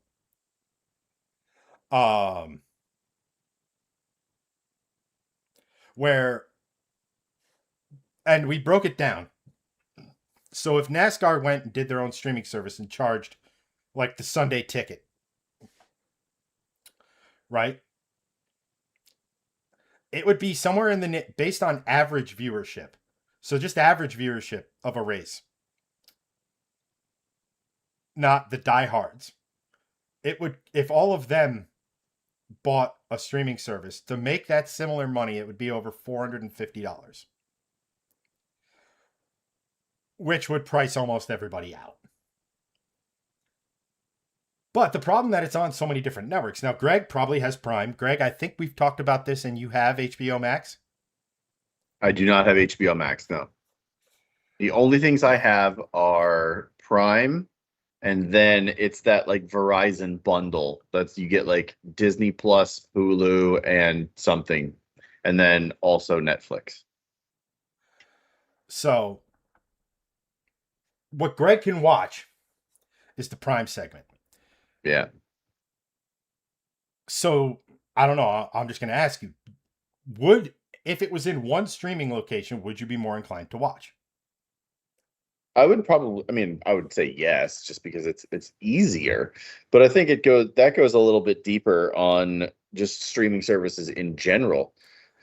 I think that there's too many, to be honest. Like, and I think that this topic specifically for NASCAR shines a really bright light on it from a motorsports perspective. Obviously, Formula One you have on Apple TV, and that's like their big thing. They were not on any streaming service prior to this year. They were on ESPN, which has much wider distribution than Apple TV does. Yes, Apple TV is in many households, but it's not a cable network. Like ESPN just has better reach. Like that's just a fact.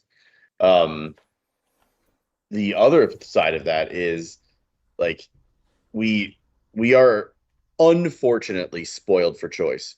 And what I mean by that is we have so many options with so much great stuff that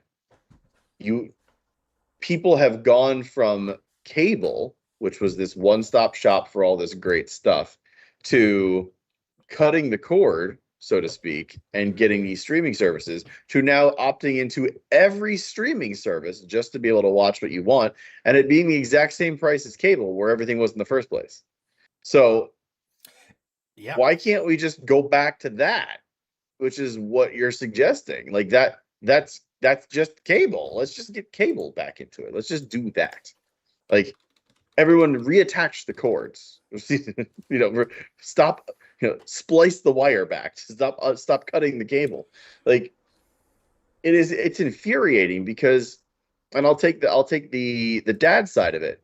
You have Amazon Prime, which has cartoons on it. As when my kids are a little younger, you have Amazon Prime. Pete the Cat, which is a very very widely loved children's book series. They had a cartoon. They were on Amazon Prime. There's a couple of other shows on Amazon Prime. I forget now, but that my kids like to watch. On Disney Plus, you have all the Disney shows plus Bluey. Bluey is like a cultural phenomenon. Everyone loves Bluey. It's an amazing kids show. Adults love Bluey. It's a show for kids that teach adults how to be parents. It's a friggin' phenomenal show. That's on Disney Plus. On Hulu, there's different kids shows. On Netflix, there's different kids shows. On PBS Kids, thankfully that one's free no matter what. There's different kids shows on there. More educational side. It is very difficult to be like, hey kids, what do you want to watch? And then it's like, well, I don't know. Well, why don't you know? It's because there's 18 different streaming platforms with 20 different options each. And I understand that going back to cable is sort of a similar scenario, but at least you got it in one place. You don't have to go to these different apps to watch this thing. And now bringing it back, like it's the same thing with NASCAR. What NASCAR race do you want to watch? Oh, well, we can't watch that one on this day because it's on this platform. And we can't watch this one on that day because it's this platform. Like, it seems so counterintuitive to do this. And I understand why. It's money. Money is the reason why. Because streaming platforms want viewership. And they want people to buy that streaming platform to be able to watch that particular race. But here's the thing. At some point, they're going to start losing money because of this. Because people are going to cancel the service. They're going to stop watching NASCAR because they're just over it. Or they're going to get tired of paying for this. Or literally people are going to start going broke because they pay for everything and they can't anymore. And they just stop opting in to every streaming service for $10 here and $20 here and $30 here and blah, blah, blah. People are just going to stop watching. So what I think is going to happen over the next 5 to 10 years, if these companies, streaming platforms, and racing series and other series are smart, is they will bring everything all under one banner. Formula One is the only one that seems to be set up at least somewhat in that sense. Formula One, IMSA, and IndyCar's on Fox. Sure, but I'm talking like just streaming. Like Formula One is the only one that only has one platform, right? Again, IMSA's on Peacock, IndyCar's on the Fox app. Okay. NASCAR is really the outlier here in how it does it. Okay, so maybe I just misunderstood. Either way. Yeah, I think even WEC is on HBO Max, if I'm not mistaken. Someone can correct me if I'm wrong. So either way, NASCAR being on all these different platforms is definitely detrimental to that. And I would love it if these series, I guess more to my point, is there's all of these series on different apps too. So Formula One on Apple TV and WEC on this other thing and IndyCar on Fox and blah, blah, blah. Right. You know where you got all of that before? On your cable box with a remote, just going to one spot and you just had channels. You got pretty much all of those on speed. Right, exactly. Speed vision. So that's what should be done. And I hate sounding like an old head in that sense of just like, oh, back in my day we had this. It was like, it was so much easier and less expensive to find things that you wanted to watch in that sense and just go watch it. Now you have to track down the app. You got to figure out when it's streaming. You got to pay for that subscription service. And it's like, I don't want to have to do that work. Oh, it's on Sundays at 1 on Fox. Cool. I know where I got to be. and I got to be there at that time. And if I'm not there at that time, I got a DVR that I can record it, watch it later.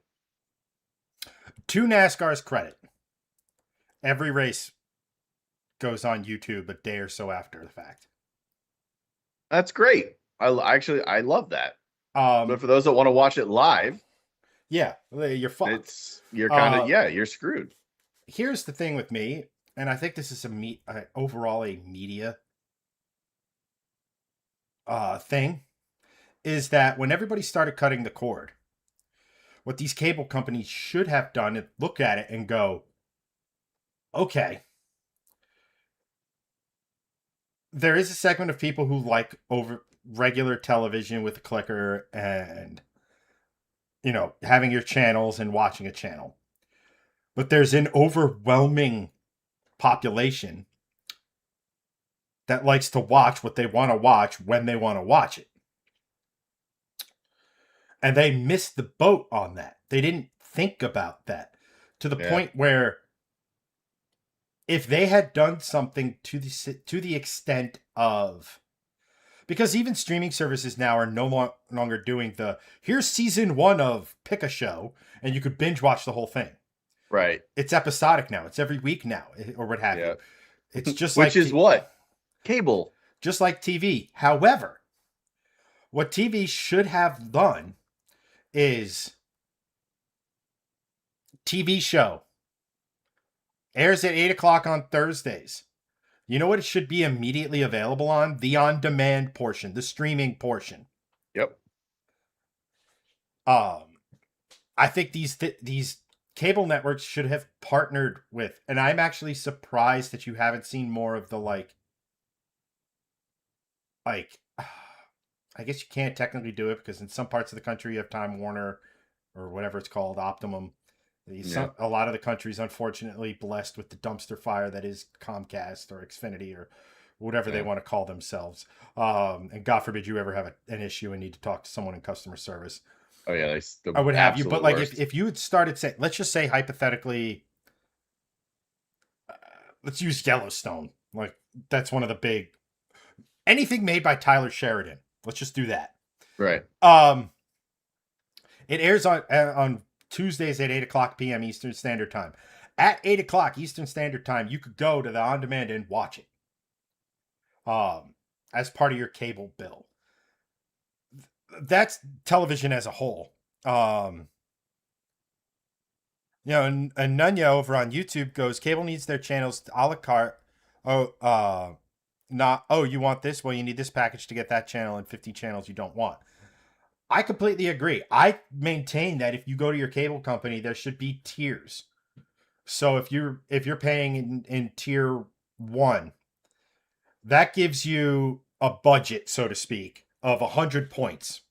And let's just say Hallmark is 5 points and ESPN is 30 points down the road. So you could pick any of the like an HBO would be 50 points, right? Because it's a premium channel, right? I'm just using these as examples, right? But like you could go down and sit here and say, okay, I'm going to take ESPN, the ESPN suite, so ESPN, ESPN2. I'm going to take SNY so I can watch and make myself incredibly angry and watch the Mets. I'm going to take, whatever. Or you can opt for tier 2, which is a little more, and it gives you more points. Tier 3, right? It gives you more points. And that sort of stuff. As it pertains to like NASCAR and motorsports as a whole, genuinely speaking, it's hurting motorsports. Because if you have people like us who grew up with Speed Vision, to where we could watch IMSA, ALMS, I guess ALMS was IMSA, or what have you.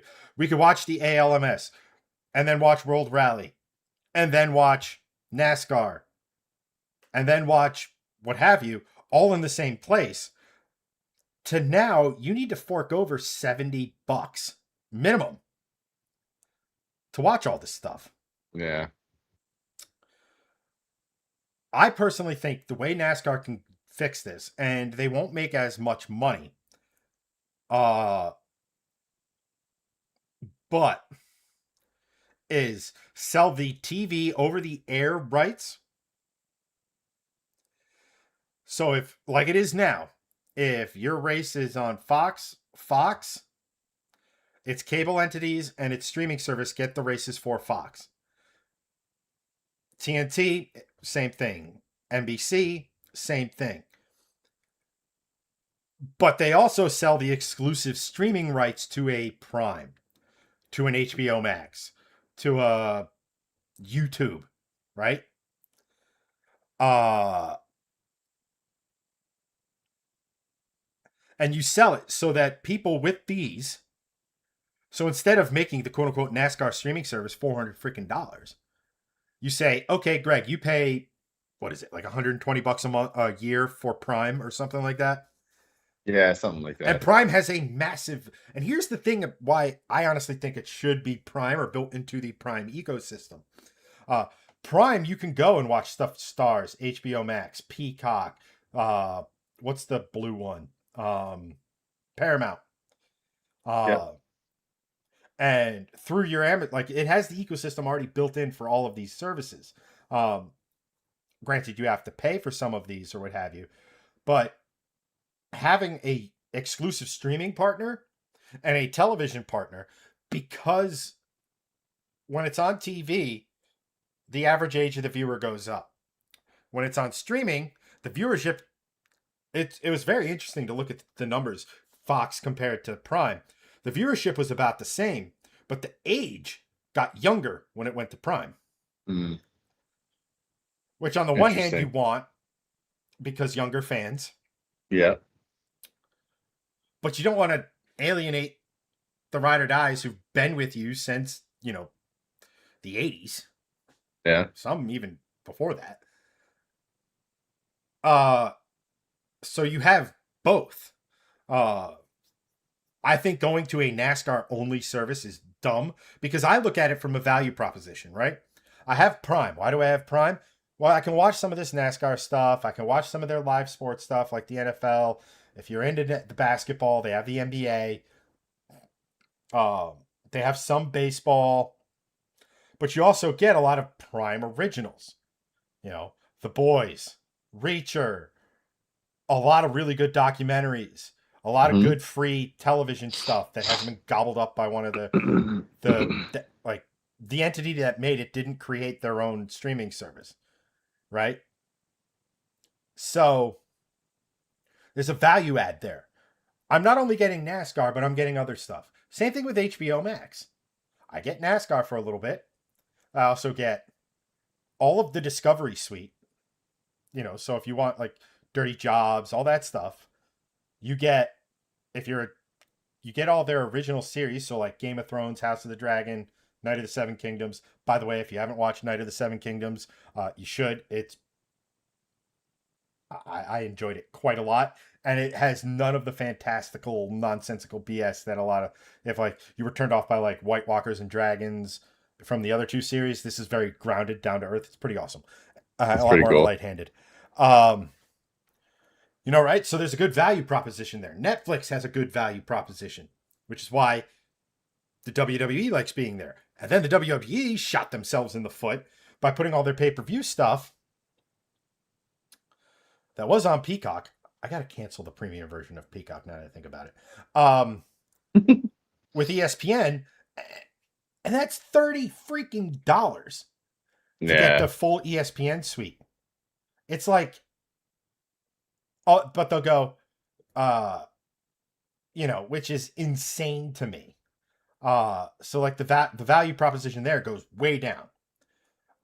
Granted, if you're a, nope, they don't have UFC anymore. Paramount Peacock has it now. But like, that's the thing. I look at it from a value proposition. Okay, I'll watch. So with HBO Max, I also get the World Endurance Championship.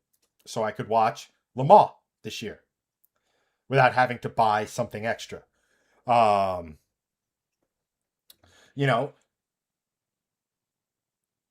that's why I believe that, like, if NASCAR was smart, they really wanted to grow the sport, and NASCAR is about to be, we're starting to see it. And here's the biggest thing with NASCAR.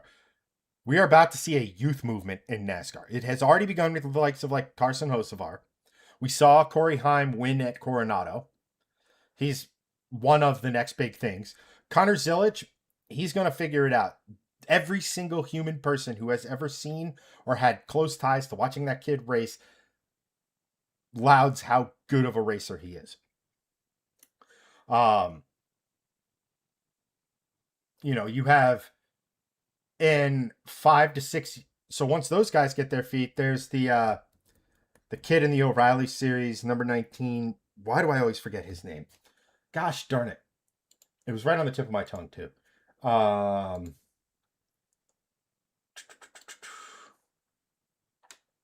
Brent Cruz. He's another one that everybody's like, yo, this guy. Corey Day is another one. Great point from Chris. Then you have that crop of young guys. And then once they sort of get their footing, whether it be next year, the year after, or what have you, then technically speaking, I think somewhere between 5 and 6 years. Let me look up how old.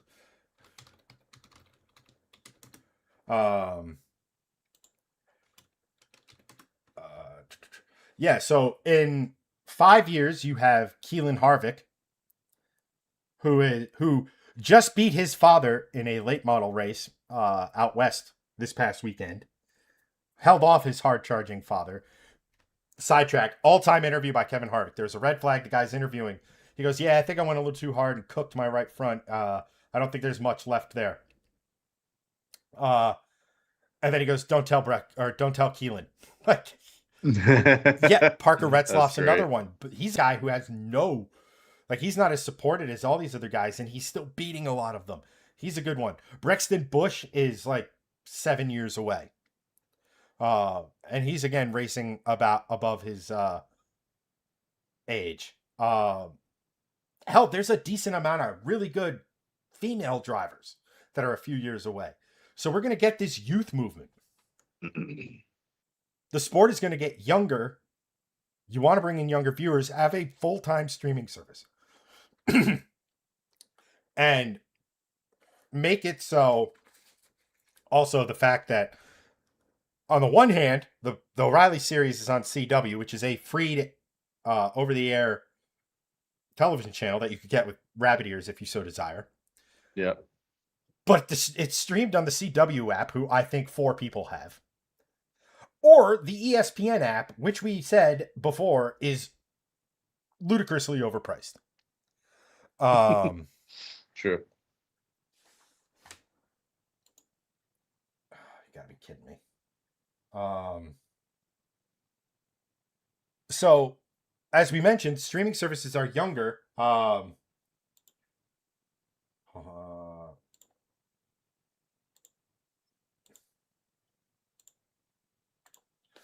There we go.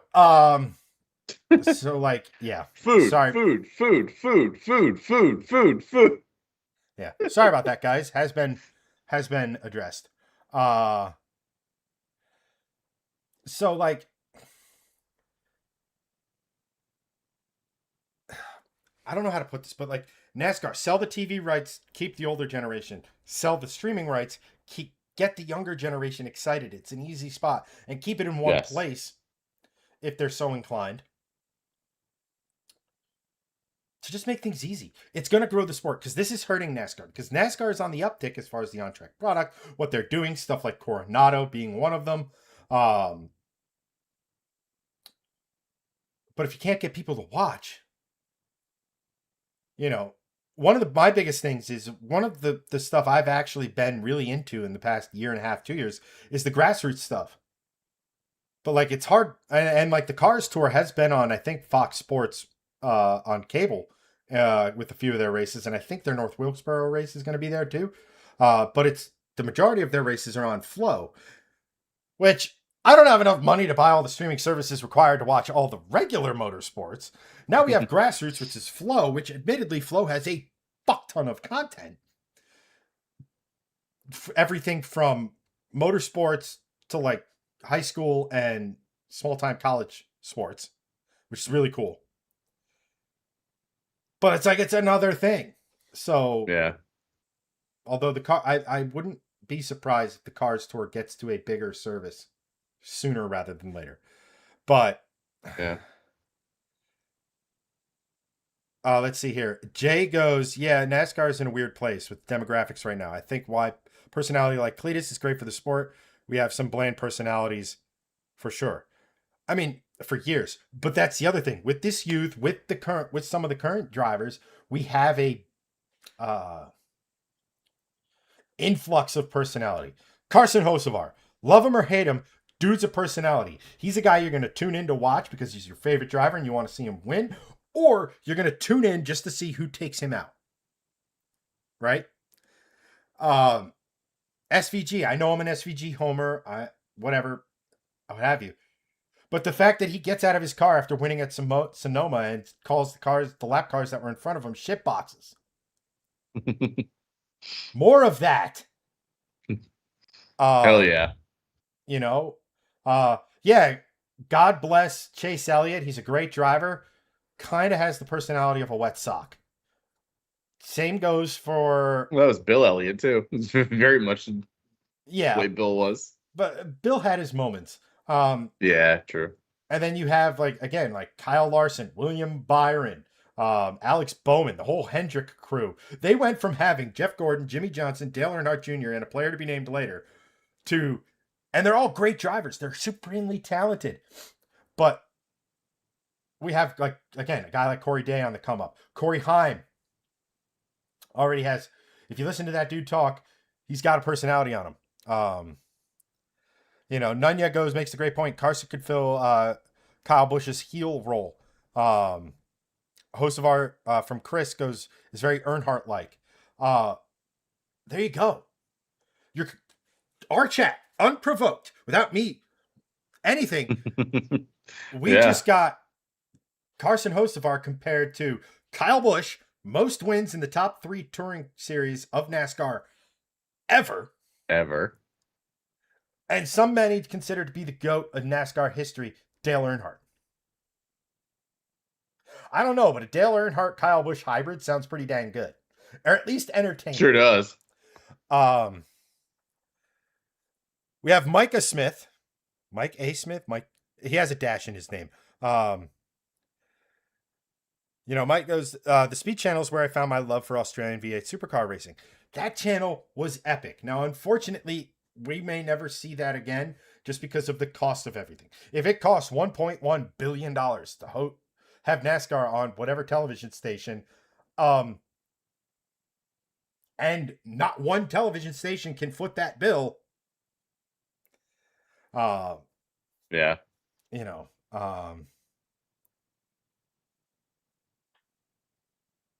Yeah, absolutely, Nunya. But I think, wow, this is the second straight show we've gone well over 2 hours. Yeah, it's true. Greg, how you feeling, buddy? I'm good. I'm tired and hot. Yeah, I got to imagine sitting in you have the door sitting in not only the heat but the humidity that's right now.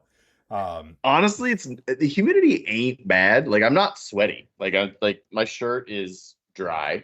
There's no patches on it. I got a white was I got a a fan bold on choice me. in this heat. Well, I mean, I wanted to reflect all the light, from the sun. So yeah, so we can literally clearly above me. So we literally have the dichotomy of the light side and the dark side over here. Yeah, exactly. Yeah. No, but I got a fan blowing on me, so I'm fine, honestly, from a humidity standpoint. But I was gonna say the brand, but I can't fucking see it from here. No, but yeah, yeah.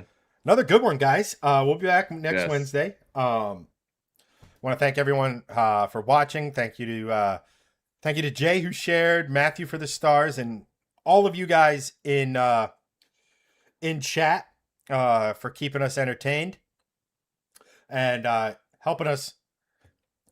We love having chat because it gives us something to talk about, gives us ideas we may not kind of think about it or may not think about at the time. And like Greg said at the beginning of the show, you are the third member of this show. But with that being said, Greg. Yes. Oh, what do we do at this point? Oh, dad advice Yes. of the week. Yes. It's summer. My advice is, and it's very on the nose, is to stay cool. Um, I'm saying my kid, stay cool, bro. Uh, stay cool, son. No, but that actual dad advice, like looking out for you. Be sure that you are taking care of yourself right now, especially if you live in a hot climate. My kids are at camp right now, and as a parent, I'm a little concerned about it because tomorrow and Friday, thankfully they're off Friday, but tomorrow is going to be 100 degrees here in Jersey, and they're in an outdoor camp. They have indoor places at the camp, but like it's not with going without worry. So if you're in a hot climate, just take care of yourself. Make sure you get tons of fluids. Make sure you are taking breaks. Make sure you are inside as much as you can be. Make sure you're not out in the sun all the time. There are a lot of people that, unfortunately pass away from heat stroke, just doing normal everyday activities. Make sure you're taking care of yourself. It's getting to be summer. It is dangerous when it is that hot in anywhere. It doesn't matter where it is. Just like I said, stay cool. Lots of water, lots of breaks. Don't overexert yourself.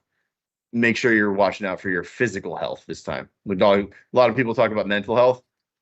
Right now is a good opportunity to make sure that you are taking care of your physical health and taking that into account, because people just push on through, and that's when it gets dangerous. So don't do that.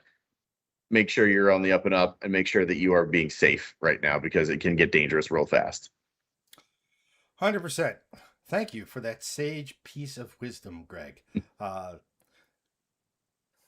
but on Stay that cool. note, that's going to be a wrap. Thank you, everyone, and we will see